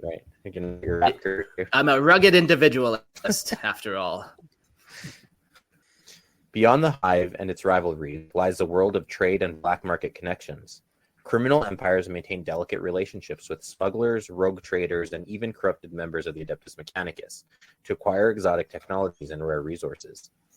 These entities provide the lifeblood of the criminal underworld, weapons, forbidden substances, and arcane equipment that fuel the gang's power. Rogue traders, with their access to interstellar trade routes, are coveted allies, bringing xenos artifacts, combat drugs, and proscribed war gear from the galaxy's darkest corners. These rogue merchants operate on the fringes of Imperial law, exchanging goods without questions, so long as the payment is right. Deals with such traders are always shrouded in secrecy and paranoia, as both parties are acutely aware that any misstep could spell their undoing. For the gangs, the trick is knowing when to pay and when to bargain, and when to intimidate. Too much force risks scaring off a valuable ally. Too much leniency invites exploitation. There's also elements to like pirates and stuff that could like raid Imperial ships and then bring their goods. They can't sell it back to the Imperium because they'll just shoot you. But they could have a link with a gang that will give them clean money, like launder money back to the pirate gang, and then the pirate can offer their supplies to the gang. So I feel like that would be a pretty good episode too. Is just like space pirates, because everyone likes pirates. That would just be it would fit. Yeah, you got corsairs, you got freebooters, you got I don't know, Trazen the Infinites going around pillaging and looting things, I guess. All types of cool pirates. Who are those Space Marine pirates? Void Corsairs. Red Corsairs, yeah. The criminal underworld's connections extend to even xenos entities. A partnership so forbidden, it brings a threat of annihilation by the Imperium's zealous purges. Alien merchants and mercenaries can provide access to technology that is both potent and terrifying, from advanced energy weapons to psychic amplifiers and bioorganic horrors. To deal with xenos is to play with fire, risking not only the Imperium's wrath, but also the unpredictability of the alien agendas. Dark Elder mercenaries, for example, can be hired for their lethal skills, but payment often requires offerings in suffering and lives, a cost most gang lords find harrowing, even by their own brutal standards. Orc freebooters can be enticed with loot or promise of good fighting, though they're as likely to turn on their allies as they are to follow orders. To forge such alliances is to take a plunge into chaos, and only the most desperate and powerful gang lords dare to tread the path. Those who do, however, wield alien war gear that makes them feared across entire sectors, securing the edge no Imperial technology can match. Yeah, it kind of is that thing we were talking about earlier, where it's like, yeah, you could deal with xenos, but now you got the Eye of the Imperium on you, and now you're in for a real fight. Yeah, it might not be worth the risk. Yeah. On the edge of reason, there are those criminal syndicates that delve into forbidden realms of the warp, allying with rogue psychers, heretic cults, and even the dark forces of chaos itself. Such relationships are perilous, offering both immense power and unspeakable damnation. Heretical cults, eager to spread the corrupting influence of their dark gods, sometimes ally with the gangs to sow chaos and anarchy within Imperial-controlled worlds. These cults promise gang lords otherworldly power, invincibility, or arcane knowledge in exchange for blood sacrifices or loyalty to some unholy deity. The warp-born gifts they offer, psychic enhancements, cursed weapons, or mutations granting terrible strength, are dangerous as they are tempting. Many gangs hunger for supremacy, accept these dark gifts, only to find themselves slaves to the warp, their humanity slowly devoured by the very powers they sought to control. Those few gang lords who manage to survive such bargains, however, become forces of terror, wielding forbidden powers that make even the hardened killers of the Underhive tremble. On the opposite side of the spectrum are mercenary companies, bounty hunters and assassins, whose loyalty can be bought with enough credits. These professionals are hired not only for protection, but also to eliminate rivals and to enforce gang lords' wills. Mercenaries are often ex-military, bringing with them disciplined, brutal efficiency that syndicates value for high-stakes operations. Some mercenary companies, such as those operated by retired Imperial Guard or Rogue Astartes veterans, are worth entire armies. Their presence intimidating enough to keep even the most brazen rivals at bay. But mercenaries are only loyal to coin, and every gang lord knows that a paid ally can become a deadly foe the moment a better offer is made. Contracts with mercenaries are meticulously written, filled with safeguards, and sealed with the threat from swift ambition should they betray the syndicate. Bounty hunters and assassins are valued for their discretion and lethality, called upon to eliminate targets without attracting attention, ensuring that rivals, defectors, or troublesome officials disappear without a trace. To survive in the Underhive, criminal organizations must maintain fragile alliances with corrupt elements of the Adeptus Mechanicus, whose access to technology and knowledge is invaluable. The Mechanicus provides cybernetic enhancements, weapon repairs, and access to forbidden tech, all under the table. In exchange, the Mechanicus receives steady payment for the occasional sample of xenos artifacts and ancient relics by the gang that it acquires. Tech priests, with their cod pragmatism, rarely balk at dealing with criminals, so long as their experiments and acquisitions remain undisturbed. However, this relationship is fraught with risk, as the Mechanicum holds both the knowledge and resources to turn on a gang if it perceives an imbalance of power.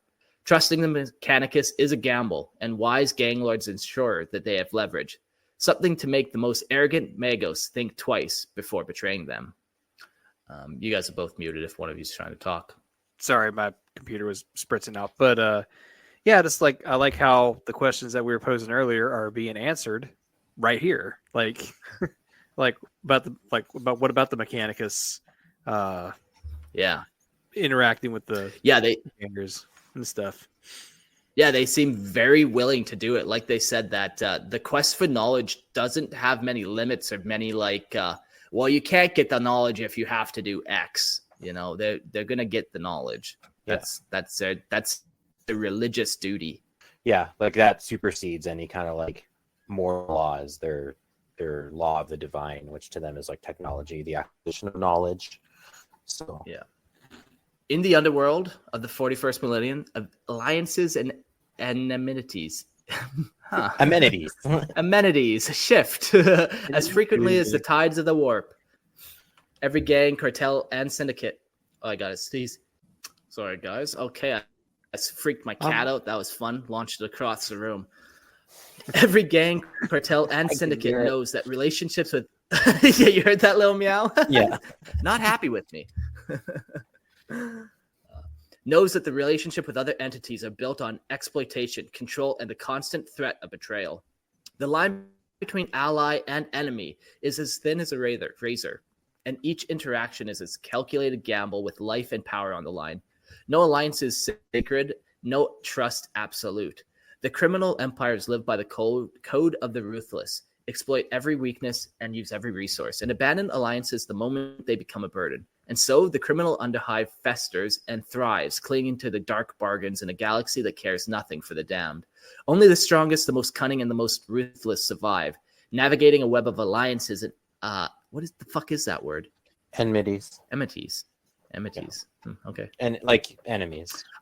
Yeah. Okay. That's kind of what I assume, but weird. Yeah. Word. In a world where death lurks behind every promise and betrayal waits in every shadow. Okay, so here's the question. These gangs probably have done dealings with Dark Eldar before. Do you think you can buy Incubi and rely on their trust, or does their Incubi trust only extend to other Dark Eldar? Do we know? I think Eldar are pretty racist. I think. Definitely. I doubt they would. Yeah. Again, there's always room for an exception. Maybe that's trying to earn some rep is going to work for some human crime boss, but I doubt it's common, if at all.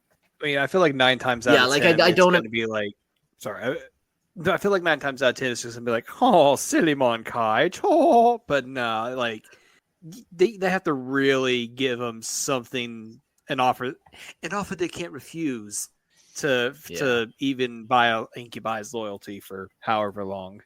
Yeah, like, and even the incubi, like, what do they want? They want souls. So, like, does that really something that the gang has to offer? Like, I suppose, yeah, they can always give them gangers or hive members or whatever, but like, it's not just coin or resources. It's people. And once again, you start tapping into people, you might draw the wrong forces, the wrong people. It's like, the Arbites are like, this gang is shipping. Yeah, why are my workers all gone all the time? Like, yeah, then you draw their attention. So, yeah, I think you guys are right on that one. Like the incubi, I'm sure actually they would even laugh. Like they would pretend, yeah, you can trust us. We're the only one in all of Cormorant you can trust. And day one, they betray them, and all the other Dark Elder are just laughing along. Like yeah. They just take you to be a soul. Yeah. So a question we got is how would a gang operate on a feudal world? Probably much of the same. One thing I'll say about feudal worlds is people are often mistake feudal worlds and like medieval dark age technology. Like feudal is a style of like governance where like medieval is more of a technological level. So in a feudal world, yeah, you probably wouldn't be that much different. There's nobles on that planet that you could buy and bribe. Everyone else is kind of a filthy peasant, essentially. So the only way to kind of improve your life would be to do some crime because there's no legal way to improve your life. Yeah. Let me pose this question to Purge. Assuming this feudal world also has medieval level technology, have you seen Game of Thrones? There you go. Yeah. Which is obviously based off of real life, right? Like gangs have existed anywhere that humans have existed. Like Mark said, the biggest gang is government. So yeah. Don't quote that to me though. Otherwise, no, I'm fine. I'm in Panama. It's fine. You can quote anything to me. Yes. B team complaints. All right, we'll jump to equipment, war gear, and tactics. In the brutal underworld, the equipment and war gear of criminal organizations are as ruthless as the syndicates that wield them. Each piece of war gear, every weapon, and all tactical choices reflect the harsh realities of life in the hives, sprawl, and fringe worlds, where law is only an illusion. Criminal syndicates gather an arsenal that is a mix of brutality and ingenuity, scavenged from the ruins of the Imperium, stolen from planetary defense forces, or smuggled from distant star systems. For these gangs, weaponry is not a means of defense, but a declaration of power, a grim badge of authority in a world that respects only violence. Basic armaments. Oh boy, it skipped me on me. Basic armaments range from las guns to auto guns, and the workhorses of the hive warfare. While these weapons are only considered obsolete by Imperial standards, in the criminal underhive they are affordable, easily modified, and most importantly, reliable. Las guns, their barrels scrawled with gang symbols, have been modified to fire on full auto, delivering rapid bursts that leave only smoldering corpses in their wake. For those gangs who can access black market connections or corrupt suppliers within the Adeptus Mechanicus, more specialized firearms are sought after, such as needle pistols and hell guns. A well-equipped gang can outfit its elite forces with bolt weapons, though the price for such gear means that they are rare, reserved only for the highest-ranking killers and warlords.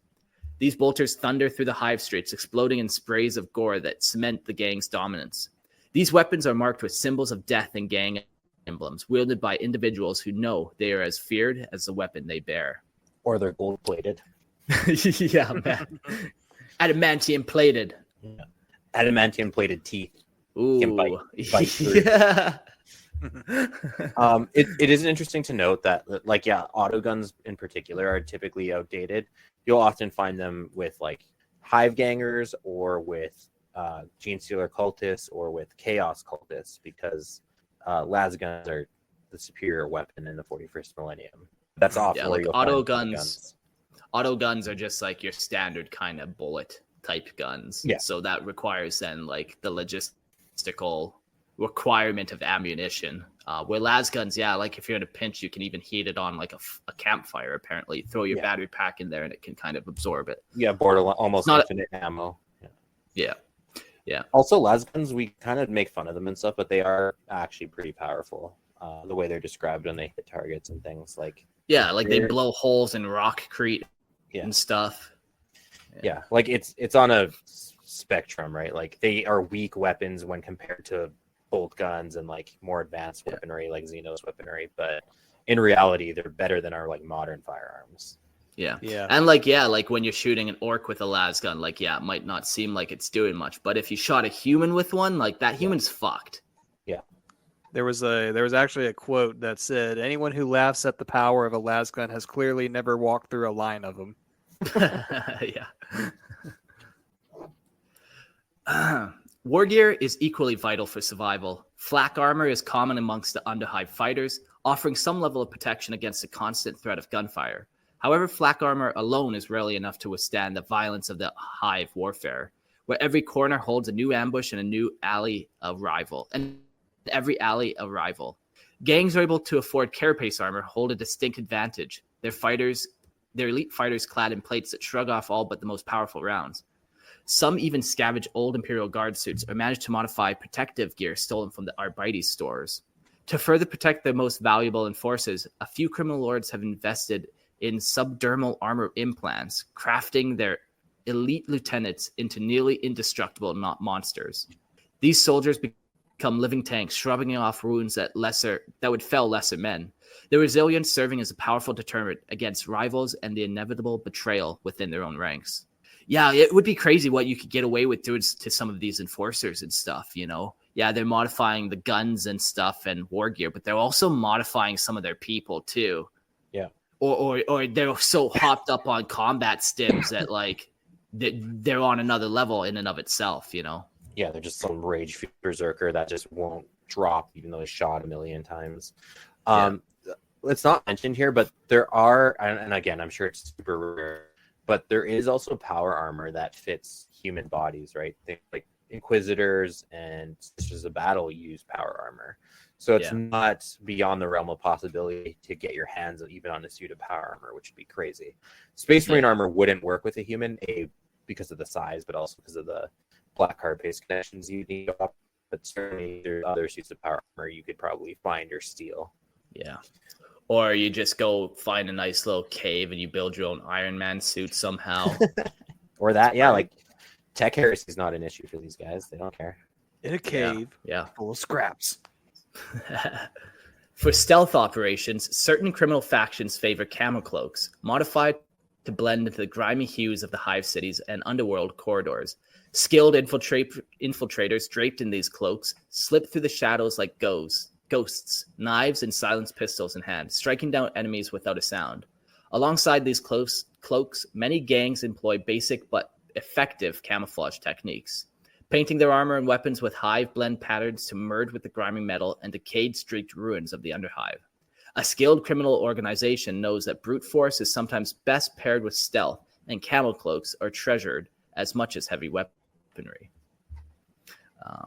We got a question here from Purge. How could a gang be able to use a knight? They could acquire it, but its machine spirit is a different issue. Yeah, that's one of those rules for me where it's like you're not piloting a knight unless you're part of that knight house. Like the machine spirit knows its previous ancestors, and it puts you in there. It will often even kill the pilot that's supposed to be in there if it's not right trained and all that kind of stuff. So I feel like, you can hack anything. You could get away with the throne mechanicum and get away with the machine spirit, but then all of a sudden, do you really have a knight? Can you really pilot it in the same way? Like, what are we dealing with then? Yeah. Also, I mean, the other option too would be to corrupt the knight and pay off some pilot to join your gang. And you're like, where are you housing this knight? Or like the underhive is not. You're going to draw attention if you're having knight walking through like your town, and can it even fit through the corridors? I'm sure it has happened maybe once in the trillion years. It could potentially happen, but like Mark said, the limitations of the machine itself, you're either going to have to like break it to use it, or corrupt the pilot, and then like how you're going to transport that thing to your planet. Like, not likely. I would say it probably couldn't happen. Now, wasn't there a story wasn't there a story of a knight of a night pilot that was corrupted. Was either corrupted by a gene stealer cult or was a gene stealer cultist? Or am I mixing up my lore somewhere? Now, I've been given shit before for saying I don't know. I haven't read every book. But I'm gonna go ahead. Dare and you? say, I don't know. Maybe that's possible. To me, once again, like the machine knows. Like you were plugged into it, it would know instantly that this thing is not human, and it will just turn your brain off and kill you. I just think, Mark, just Yeah. kind of counter. I do think, again, it's potential if you are the appropriate pilot or veteran pilot, the machine knows you and you've been seduced by or cults. Even alternatively, too, like maybe, again, going back to the gangs thing, you could be a gang warlord that's in a tight a knight, but like you're on a feudal world and you're just like a rogue knight. Like essentially you're a bandit knight. Yeah. So I guess from that perspective, anything is possible. It depends on how you read it. But no, you're not like a gang, some underworld ganger that like gets inside a knight and steals it. Yeah. This isn't Grand Theft Knight. Yeah. Yeah. No, I think that's a little much, but yeah, we'll carry on.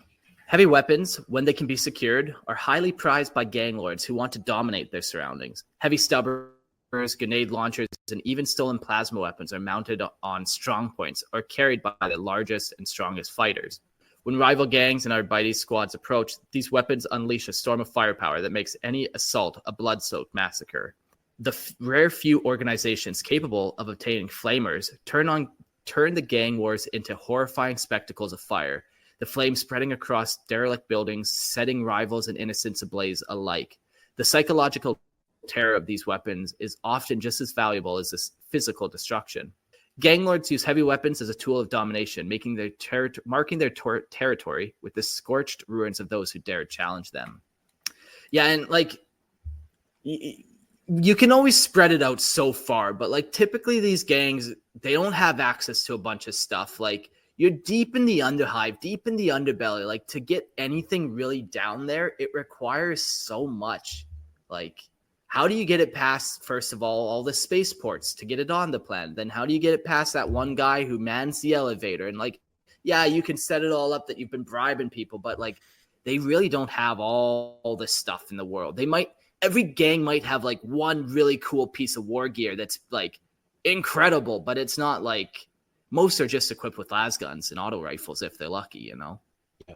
Sometimes it's just your fists and your knives or whatever weapons you Sure. can make. Yeah. And that's the thing too, is just like every single faction has that one thing that they're good at, but then they have that one weakness to where if every other faction teams up on them, then they're done. So that's what helps keep the stalemate of 40K as a setting. We got all the guns in the world in this gang. It's just too bad as the initiation, you cut your index finger off. That's a little balance of power trip for you. Tactics in the underworld are as grim and ruthless as the syndicates that employ them. Hive warfare demands adaptability and merciless cunning, and these gangs embrace both. When it comes to taking territories, ambushes and hidden run tactics are standard. Gang members set traps in every conceivable location, booby trapping stairwells, electrifying door handles, and rigging explosive traps to make even the smallest advance costly for their enemies. Skilled bomb makers are valued assets within any gang, and their creations range from crude and deadly improvised explosives to purpose-built mines acquired from black market arms dealers. These devices are hidden throughout the streets to set to unleash destruction on anyone bold or foolish enough to enter the gang's territory. Psychological tactics are wielded as expertly as any weapon. Many criminal organizations employ brutal displays of power, leaving bodies hanging from lampposts, painting symbols in blood, and arranging grisly trophies to mark their borders of their dominion. Gang lords know that fear is often the best weapon and that the mind can be shattered far more easily than flesh. This extends to their dealings with civilians and rivals alike, enforcing a twisted form of loyalty within their ranks. To disobey is to face punishment. To betray is to face a slow, agonizing death. Such displays foster an environment of absolute control where even hardened killers know they are bound by the gang's merciless laws. Okay, we got another question from Purge here. These are always fun. We got a couple, actually. How would a gang be... Oh, we read that one. The other one. What about a modified dreadnought for a gang leader to be Oh my crippled? gosh. Yeah. Okay. So wow. yeah, like that's we're on the same level of these are very specific things. Like to be in a dreadnought and survive, I think you almost need part of the Astartes physiology, like both mentally to survive the horror of such a thing, but also like physically, like, you know, these Astartes are ripped apart when they're put inside, and that might not always be the case, but like when you're tied into this machine, like, do you need your kind of this Astartes physiology just to kind of be in it and to kind of maintain yourself in it? Yeah, that's kind of my thought. Oh, Maybe- I 100% agree. Maybe Dreadnought would be a bit of a stretch, but you could make the argument, and especially if your gang has access to, say, like a really good medical individual, or even a mechanicus individual that's been bought off. Like, you could feasibly turn someone that's been crippled into basically Iron Man. Yeah, So- like, and that's the thing with 40K. Like, you don't, if you want to toss a knight into your story, make something that is so much like a knight that I have to fucking blink and look twice. Make something so much like a dreadnought. Just don't call it a dreadnought, because that is. Yeah. Then you open this can of worms of like, okay, so how did you get this? How did you get the technology? Fight off a Space Marine chapter for their dreadnoughts. Yeah, and then like, did a tech priest wire your guy into this? Like, how'd you get the technology to get your guy wired into it? But now if you came up to me like, this gang, they've been welding pieces of metal together. One guy's a piston fanatic and has put some pistons on it. And then poor old Greg stepped on a landmine. So now he's got these bionic piston robot legs, you know, like, and we just decided to put his top half in a coffin just to keep it safe. You know, you can come up with your own things that are essentially the exact same thing without crossing those like not so invisible lines of lore that you can't really do.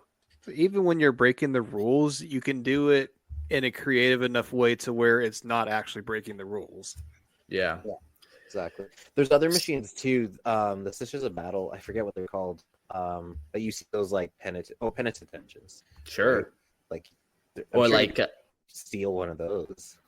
Sure. You know, I still can't even go to just like, okay, so you did steal one of those. Do you know how to wire somebody into that thing?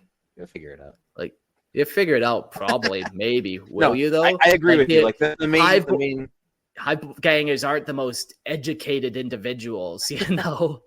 Sure, but if your gang is all about tech and stuff, yeah. But yeah, no, you're right. Like the go-to would be you built it yourself, and it's like it functions the same, but it's homemade version. Yeah. He asks, so what would be the largest suit of armor that they would be able to use? Not wanting to build lore around it, more just curious. I think just like you could have something as big as a Titan, just don't call it a Titan. You know, they could build a monstrosity machine that they take over a hive with, but yeah, just try not to cross those terms. Yeah. Yeah, you could say like they've spent generations building this monstrosity, and like it took them, you know, many years and many workers, and then finally, they literally take over the hive with this machine. Yeah, that'd be a cool story. I mean, you can even come up with like a Mortal Engines type of scenario, like a mobile hive city. So, yeah. For offensive tactics, gangs use shock tactics to overwhelm their enemies, relying on brutal close combat and ruthless suppression fire to crush any resistance. Enforcers, heavily armed, brutal soldiers, lead these charges, wielding clubs, chain weapons, and shotguns modified to spread rounds for maximum carnage in the hive's tight corridors. Each wave of violence is relentless, a calculated surge that leaves no survivors and no witnesses. In the chaos, gangers wield anything from brutal melee weapons like chain axes and cleavers to industrial tools modified into weapons. And the hellish melee, loyalty, and survival are paramount, and every member knows that failure is not an option. When larger scale warfare is necessary, gang lords are not above hiring mercenaries, xenos muscle, or even rogue psychers to tip the scales. Yeah, that's one of the things here in the Underhive. Every battle, it could very well be your last. Like, there's no prisoners being taken. There's no one coming to help you either, man. You could be alone here, and that's that. Like, the survival is up to you and you alone. I would argue that taking prisoners might be a tactic if you want to have hostages to trade later, but sure. But like, man, who's gonna feed them? Like, we're out of corpse starch, man. There's not enough corpse starch on the planet. There's always an take a hostage, Mark. Not for me there isn't, Christian, and you better be aware of that. I like how we're like talking like, you know, the nitty gritty, like shotguns and knives and stuff, and then people are like, what about a Titan? What do you think they could capture? Basically an orc stomper. Yeah. These are the guys asking the real questions here. Come on. Yeah. Can you capture an Imperial warship? Yes. Yeah, well, that would be a fun setting too for gangs, like on those Imperial Navy ships that have like 400,000 people on it. You know, deep in the bowels of that ship, you're coming up with all types of cool gangs, potentially. A different type of element of gang warfare where people, instead of, you know, doing some things, they're launching corpses into the void to dispose of them. Yeah. The void walk. I think there actually are. Go ahead. Yeah, I think they would be a little more strict on those ships. Like if they see starting to get their entire force of the Navy on you. Not to say it's impossible. Those things are the size of cities, and they do have like ghouls that live in the bellies of those ships too. So yeah, not impossible, but I do think it would be more rare and controlled. Yeah, like you don't want to start a gang on the Space Wolves flagship. You know, probably not where you want to start your smart about organization. Yeah. As long as they don't pick a fight with the Space Wolves, they can pick a fight with any of the other crew members. Yeah, but then the Space Wolves will put it down. Rogue psychers, though dangerous and erratic, provide gangers with terrifying abilities. Criminal lords use them to sow terror and, through bursts of telekinetic violence and mind-breaking hallucinations, sowing dismay among enemies. But these psychic allies are kept on a short leash, watched very warily by every gang member, as their power is often as much as a liability as a strength. Still, the power of a rogue psyker can be a game changer in close quarters skirmishes, turning even a loose fight into a nightmare for those who stand against them. Yeah, it's just another one of those, like, okay, so now you've escalated, and now you might be drawing the wrath of the Arbites or fucking the Inquisition if you're really unlikely. You know, there's these external threats to the Imperium, and the warp is definitely one of the biggest ones. So to have people just freely tapping into it and doing all types of crazy shenanigans, yeah, that's going to go on people's radars. And not just that, your psyker itself and a demon, and now that's your problem. Like, yeah, and that's the other thing. Like, just because these people are in gangs, a lot of them are probably in gangs out of desperation, more so than being evil people. Like, you know, summoning demons is an evil person. Killing a rival gang member so you can feed your family, probably still pretty bad, but not necessarily evil, you know? children. It's consensual warfare with the gangs. What are you feeding the kid? The All rival gang. All crimes are equal in the eyes of the Emperor. Introduce bolt rounds ahead. War gear in the hands of criminal is never just gear. It is a testament to their survival, a mark of status and ambition in a world where only currency that matters is power. Tactical prowess, brutal weaponry, and the psychological torment they wield are all but parts of the arsenal the criminal gang brings to bear. In the grim darkness of the underworld, there is no rules, no limits, only the drive to survive and dominate in a universe that would see them ground to dust. Yeah. Up next, I did kind of write some specific gangs, organizations, pirates, a couple different things. There's so many. And like I said earlier, we could do a whole episode on just the gangs of Necromunda. But here are some kind of cool ones that might get your brain racing of different little ideas.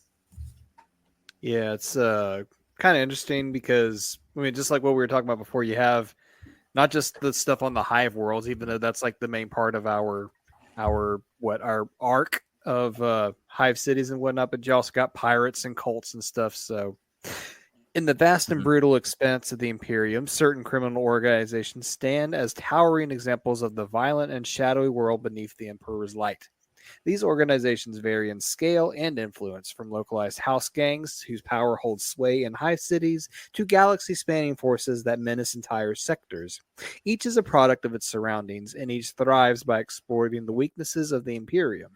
They are legendary for their ruthlessness, feared for their cunning, and hated for their defiance of Imperial law.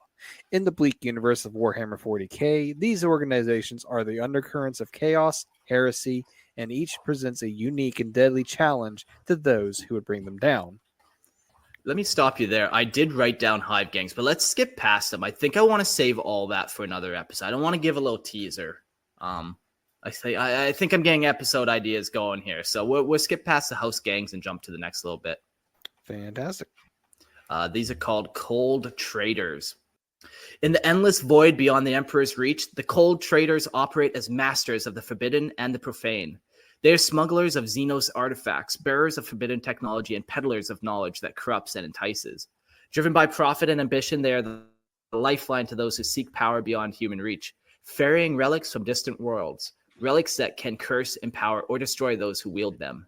To the cold traders, Imperial law is nothing but a temporary barrier, a challenge to circumvent and profit from. Their clientele is a mix of Imperial nobles, rogue traders, and even planetary governors, desperate enough to dabble in Xenos mysteries. These smugglers are cunning, elusive, and calculating, moving between worlds under false identities and are always one step ahead of Imperial justice. Each item they trade is a piece of heretical potential, an offering to the power-hungry or the curious. Cold traders understand the seductive draw of forbidden knowledge, and they exploit it with ruthless efficiency, knowing that every piece of alien technology they sell could reshape the Imperium or shatter it. Yeah, these guys are definitely cool. They just travel the galaxy, man. They're just going, and they're almost a mix of like Indiana Jones, where they're raiding ancient ruins to try to find what Xenos tech they can find from a dead empire, or they're dealing with the Tau and water caste members and stuff. Like, they're just going everywhere and really trying to get the crazy artifacts that no one else in the Imperium has. And if anyone does see you have them, it's like a death sentence for sure. I mean, don't the rogue traders have a certain level of immunity to that too because of their warrant of trade? Yeah, not all warrants of trade are created equally. So, some of the more powerful ones, definitely they can deal with some Xenos and stuff. But maybe this one rogue trader has only been given permission to deal with the Tau. So, then it really kind of closes up. Yeah, because these warrants of trades, they're different. They're typically like you and your family, you can go to this part of the galaxy, trade around here, make this part of the galaxy your kind of bitch for the Imperium. I mean, this is all. Yeah, I want to ask more, but this also makes for a really good rogue trader episode that people keep asking for. So it's just. It's a good thing we're doing Lorehammer twice a week. So then soon TM comes even sooner. Now it's just like close TM. And now we give it back to you, the listeners. Should clarify, a citizen is left to their own accords, not the crew. Okay, maybe I'd read the comment above. I was thinking a gang on the Imperial Navy transport, from what I read, they could have an entire colony that is left alone by everyone. Yeah, for sure. Should clarify, citizen is left there to their own accords. Yeah. Yeah, and the thing is, you can have the craziest organization spring up, but you just try to keep them under the radar, Maybe they trade Xenos artifacts, but they just don't do it anywhere around any Imperial people, Or maybe they don't even deal with the Imperium at all. They just are trading Xenos artifacts to other Xenos for Xenos artifacts, They started with a Xenos paperclip, and at the end, they're going to walk away with a Xenos las rifle. I'm still waiting on that trade. Come on, someone's got to want the Xenos paperclip here. Come on, give me them trade deals. Yeah, the cold traders are definitely cool. I'd never really heard of that term before, but yeah, it's a cool organizational type. Yeah. We'll jump to a different type of gang, pirates, and we did mention them, the Red Corsairs. The Red Corsairs are no mere raiders. They are chaos-fueled, void-faring marauders who strike terror across the stars. Once loyal servants of the Emperor, they now live for the thrill of piracy, spreading ruin and chaos with every raid. Led by the infamous Huron Blackheart, the Red Corsairs have become one of the deadliest pirate organizations in the galaxy. They operate as mercenaries and assassins for hire, their motives complex and always self-serving. The Corsairs are known for their brutal tactics, deploying corrupt space marines whose loyalty lies only with their warlord, and the twisted ambitions that fuel them. Their ships, once proud vessels of the Imperium, now drift through space marked with chaos, symbols of chaos, carrying legions of deranged soldiers willing to die or plunder for the Emperor or for plunder and power. These Corsairs not only target civilian vessels and outposts, but are often found as hired guns in planetary insurrections or coups, orchestrated by those desperate enough to consort with heretics. The Red Corsairs are a conscience devout can fall, and in their rebellion, they leave only death and ruin, making them a symbol of fear and source of bitter resentment within the Imperium. Yeah, this is like an example of a big criminal organization, essentially, almost to the point of, yeah, they're chaos, essentially. But they almost kind of fall in that line where they're not necessarily worshiping chaos all the time, especially not everyone. And they definitely started out as more like a renegade little empire and not necessarily like, their turning point wasn't, we're becoming bad for the sake of being bad. They're like, we're sick of being told what to do by the Imperium. The taxes are too damn high. Rebellion. I mean, but then from there, yeah, it's. Well, I mean, we also got to consider too that like this, they started out as a loyalist Space Marine chapter, so this comes to prove that even Space Marines, especially if a lot of them recruit from hive gangers, can become their own gang. But you got to consider they were loyal, and because of these, the taxes are too damn high. That led to the whole Bad Dab War, which that needs to be its own episode because of how massive that subject is. Yeah, count it back. How many times do we say that needs an episode? Yes. Yes. Underground or underworld cults. Even more insidious are underworld cults, criminal syndicates that transcend mere greed and instead thrive on twisted faith and dark alliances. These cults operate as hidden sects within hive worlds, agri worlds, and even on highborn planets, subtly spreading the influence of chaos or xenos power across imperial worlds. Some worship the dark gods, while others serve alien overlords or entities from beyond the veil of reality. The cultists are often driven by despair, envy, or thirst for revenge against the Imperium that has failed them, rallying around charismatic leaders who promise power, freedom, and forbidden knowledge. These cults are only indistinguishable from ordinary criminals until their true nature. These cults are often indistinguishable from ordinary criminals until their true nature is revealed. They lurk in the shadows, recruiting the desperate, the lost, and the broken. Their rituals take place in forgotten underhive shrines and abandoned spires, where unholy rites twist minds and warp flesh. Their strength lies not in brute force, but in subversion. They infect entire communities, drawing even the most loyal imperial citizens into the webs of deception. These cults pose an existential threat to the Imperium, for they seek not merely to profit, but to corrupt, to rot the Imperium from within. Each cultist is a spark in the greater flame, a flame that, if left unchecked, could reduce worlds to ashes. Yeah. We've kind of talked about the cults and just like how it's that next level. So it's like a lot of these types of cults will remain hidden until they're ready to reveal themselves. Whether their revealment means they have enough political power or enough firepower, whatever that tipping point is. But they definitely don't keep the chaos front facing. They keep that behind closed doors until ready. Yeah. Also, to throw in another kind of group, some cults are actually like fanatically loyal too on the other end of the spectrum. So like House Cawdor and the Redemptionist Gang. You have like ultra zealots who like will burn down anyone who like even they aren't actually heretics, but you didn't say your prayer on Sunday, so we set you on fire, right? Yeah, that could be disruptive in its own right, for sure. Yeah. The main difference is they don't have the blessing of the Sisters of Battle. No ecclesiarchal blessing. Unsanctioned, one might say. Start fires, Jim. Unsanctioned prayer. Other side on that note, though, is that could be because you always have that tension. Yes, you have like noble houses, but you also have like the Mishkam and the church all fighting each other too. So there could be the reverse where, the church is actively sponsoring a radical gang that's like torching the church's enemies, right? Giving the church more influence, So I love how all these can go different ways. I imagine how crazy it must be to figure out, okay, do I need to say these prayers to the Emperor to this individual? Oh shit, do I need to make these prayers to the Omnissiah for this tech priest here? Oh shit, I didn't fill out the proper paperwork after I did my prayers, and now the Adeptus Administratum's after me. Fuck. And now here comes the Inquisition and Exterminatus. Just because he didn't say his prayers. No. We're running out of planets, Gerald.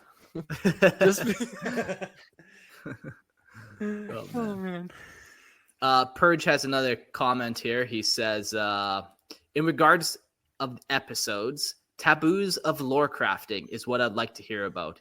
Yeah, so don't write female space marines is rule number 1. I'll give you that one for free before I give you an episode. We But did. yeah, we one, have Mark, done a long time ago. I remember it. We've done a couple, and we've done a couple Astartes lore help desk where it had kind of a little bit of course, don't write female space marines, but it talked about things you needed to include when writing space marine lore. Like what is your gene seed like? What's that actually consist of? Primarchs.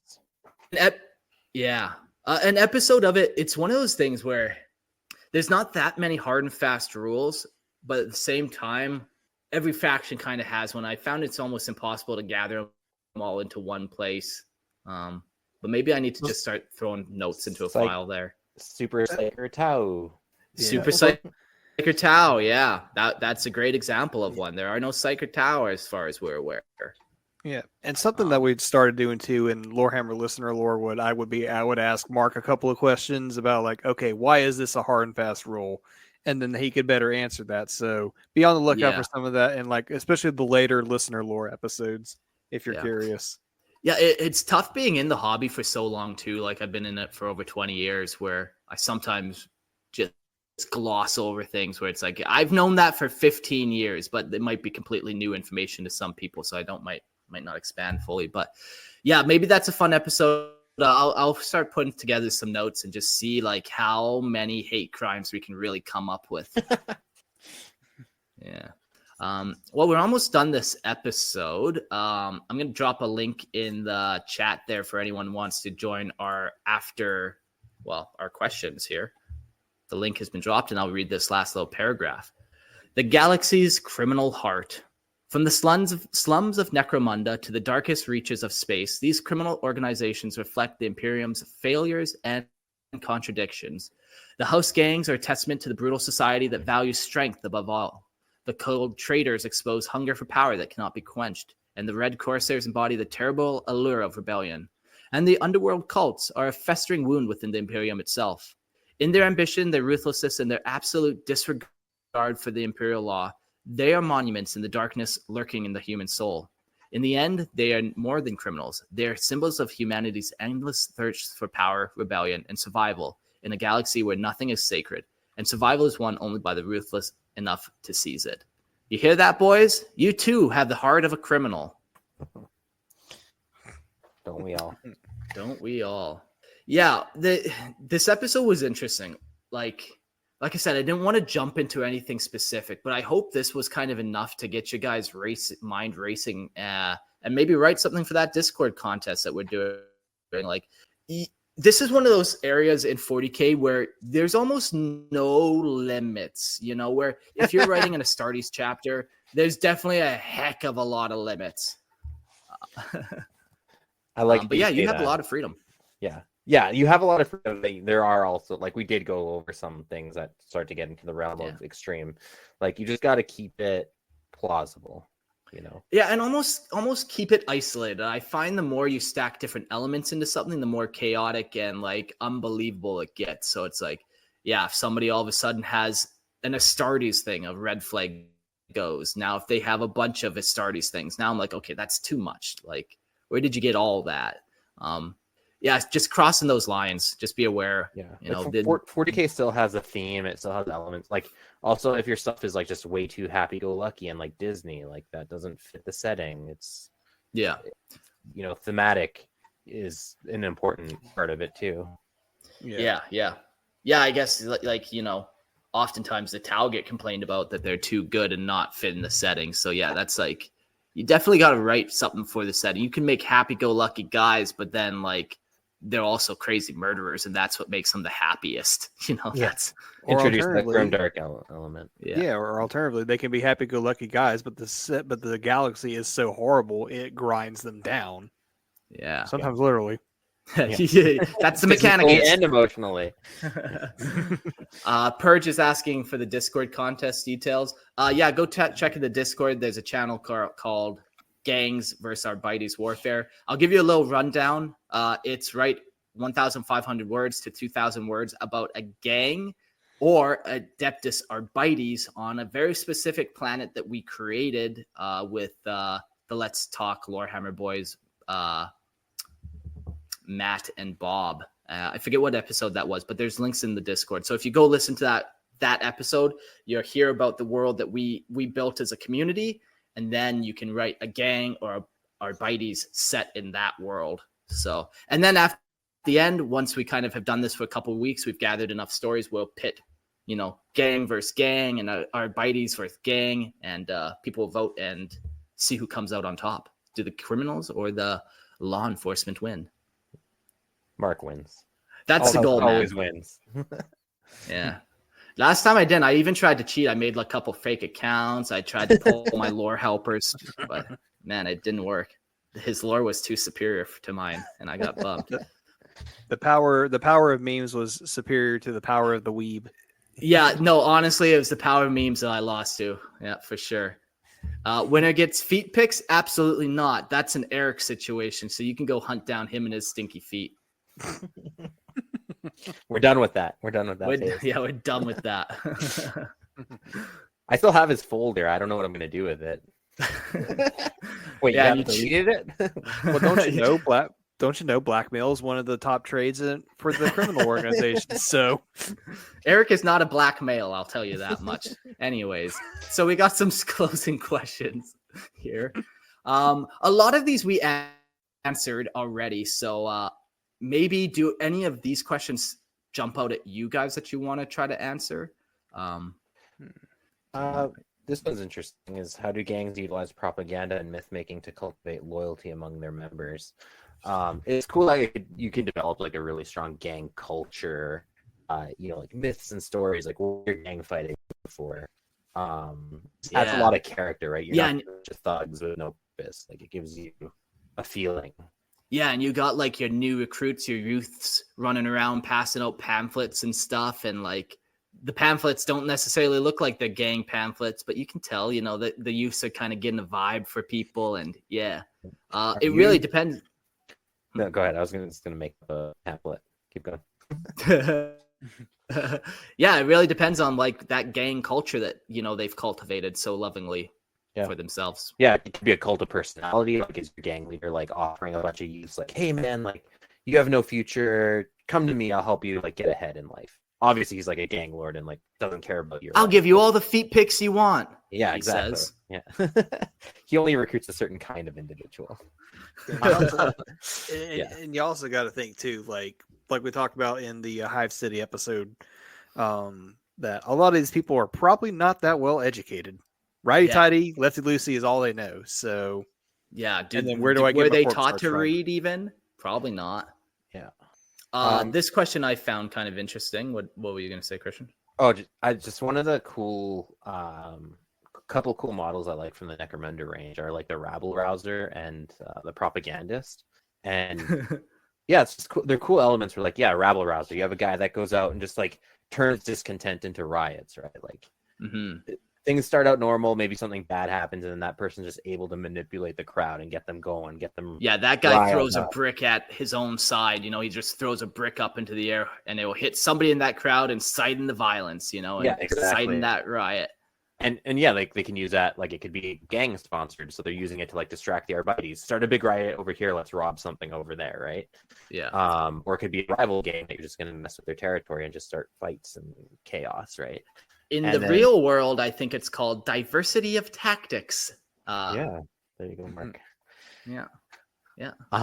And then in the propaganda too, right? Like you have Imperial propagandists that are always there, like feeding you, all the lies of the Imperium.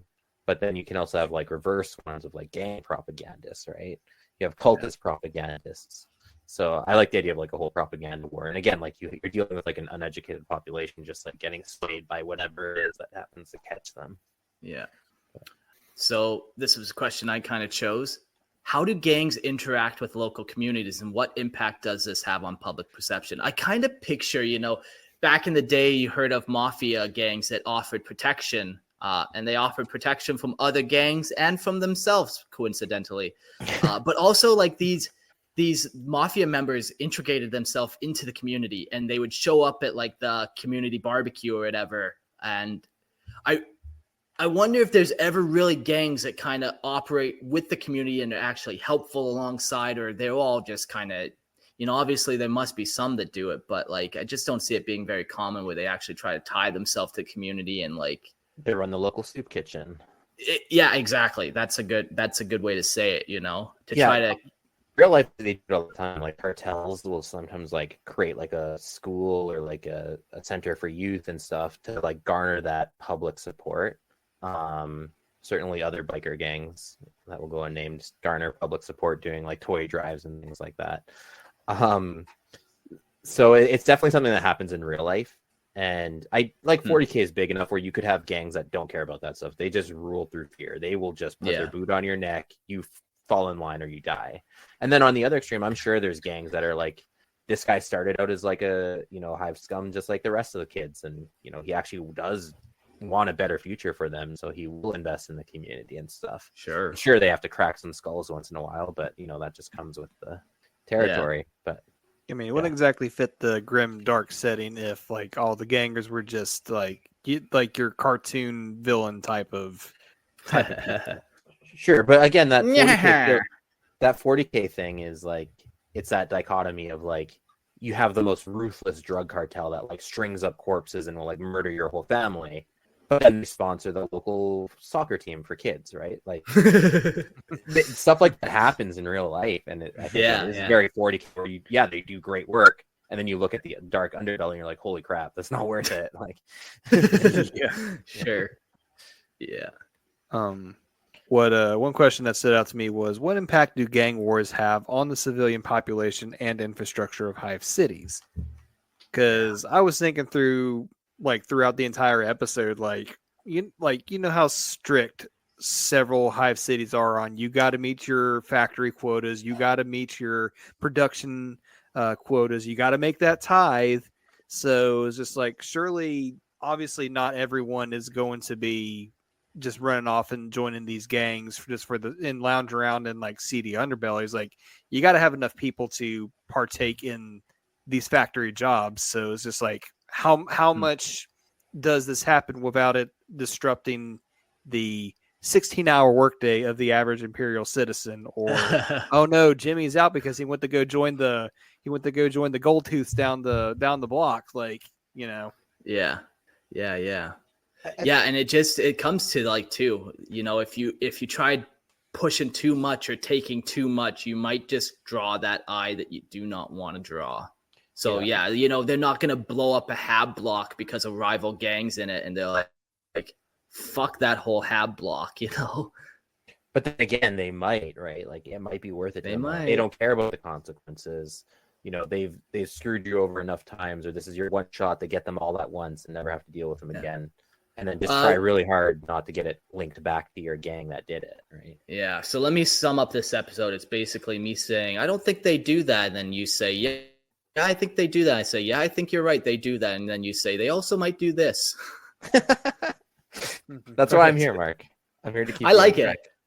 Yeah. Otherwise, I would be so limited and narrow visioned. You really have opened my eyes to criminal organizations that I could start down in Panama.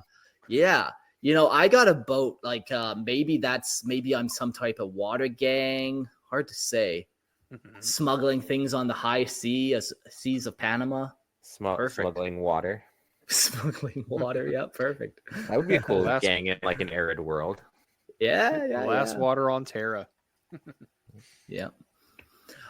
Well, do you guys have any other questions you want to pick out of there? I know a lot of them we probably covered just in the course of doing this episode. Scrolling through them here.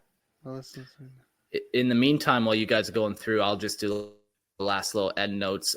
If you like podcasts, there's other podcasts that we do. Lorehammer Listener Lore podcast. People submit their short stories about 40K lore, and I read them off. Sometimes Gerald reads them off. Sometimes, hey, I'm taking audio submissions for that. If you don't want it to be read off by me and have me butcher every word, you can record your own audio, send it in, and we'll upload it for you and share it to the public. We also got Christian and Jordan on the Star Wars podcast. If you like Star Wars, you can go check them out. Man, you guys are over 100 episodes now, which is pretty wild. Congrats on that. We almost caught up to you, and then you started doing this dual episodes a week business, and now... Yeah, I can't be passed. I'm the lead criminal Canadian here. Don't you worry about that. And we also got Gerald's podcast, Grimlore. If you want to go check out him and Ray, they do, it's mostly fantasy with a little bit of AOS, but also the odd time they talk about Halo or whatever kind of, nerdy sci-fi things kind of fit the tropes. So go check those podcasts out. Did you guys read any other question you wanted to talk about before we read Patreon members? I don't know about any more questions. I think we got most of them answered, but we do have a B teams complaint if we want to start doing that at the end of the episodes. Oh man, I need some compliments, but share me this one. Share one B team complaint with me. And it's actually kind of funny that Christian is here because this was also partially directed at him. It's always they all are, yeah. So he's like, hello, I love the podcast. Fuck Christian, you guys are doing a great job. Is it pretty much every message we get? So I guess if you wanted to direct any complaints towards the B team, you might want to specify B team complaints instead of James complaints. But I'm going to leave that up to y'all. Okay, so here's the complaint. To whom it may concern, pushes up, glasses up, nasally nostrils. Actually... Today, I write to you all with a heavy heart that I must lodge a complaint against my once favorite host, Trevor Buzak, and his so-called B team.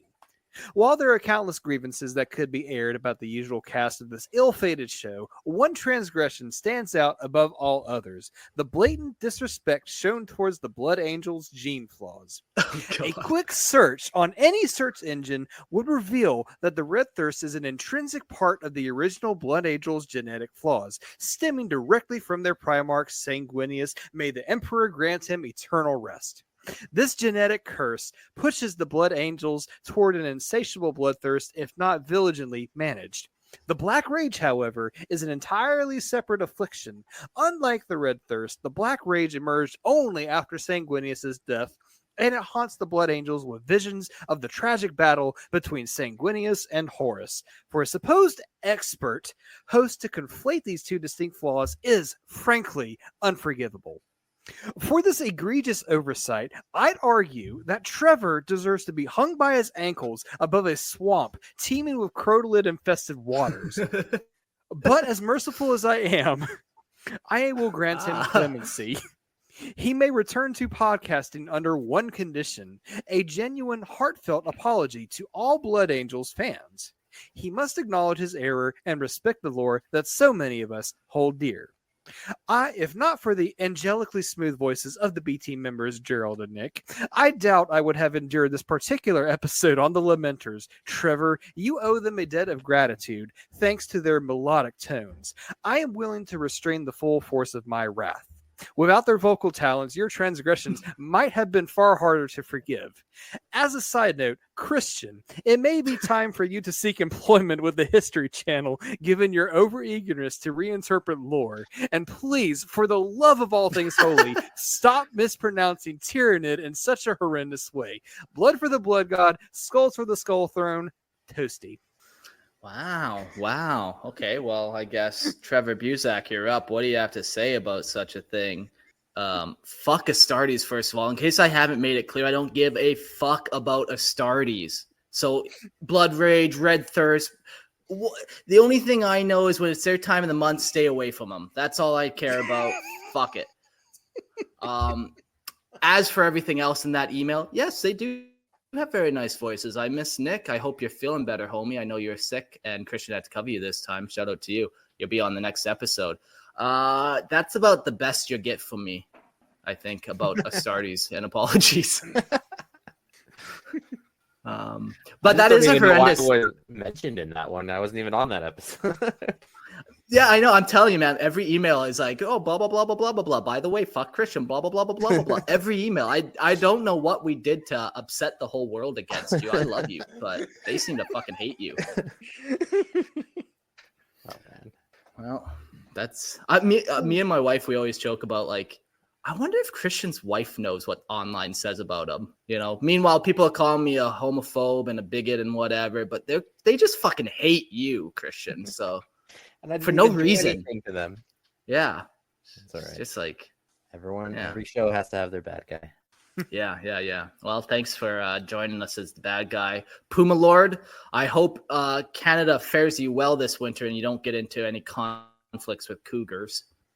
Yeah, honestly, the snow hasn't been so bad yet.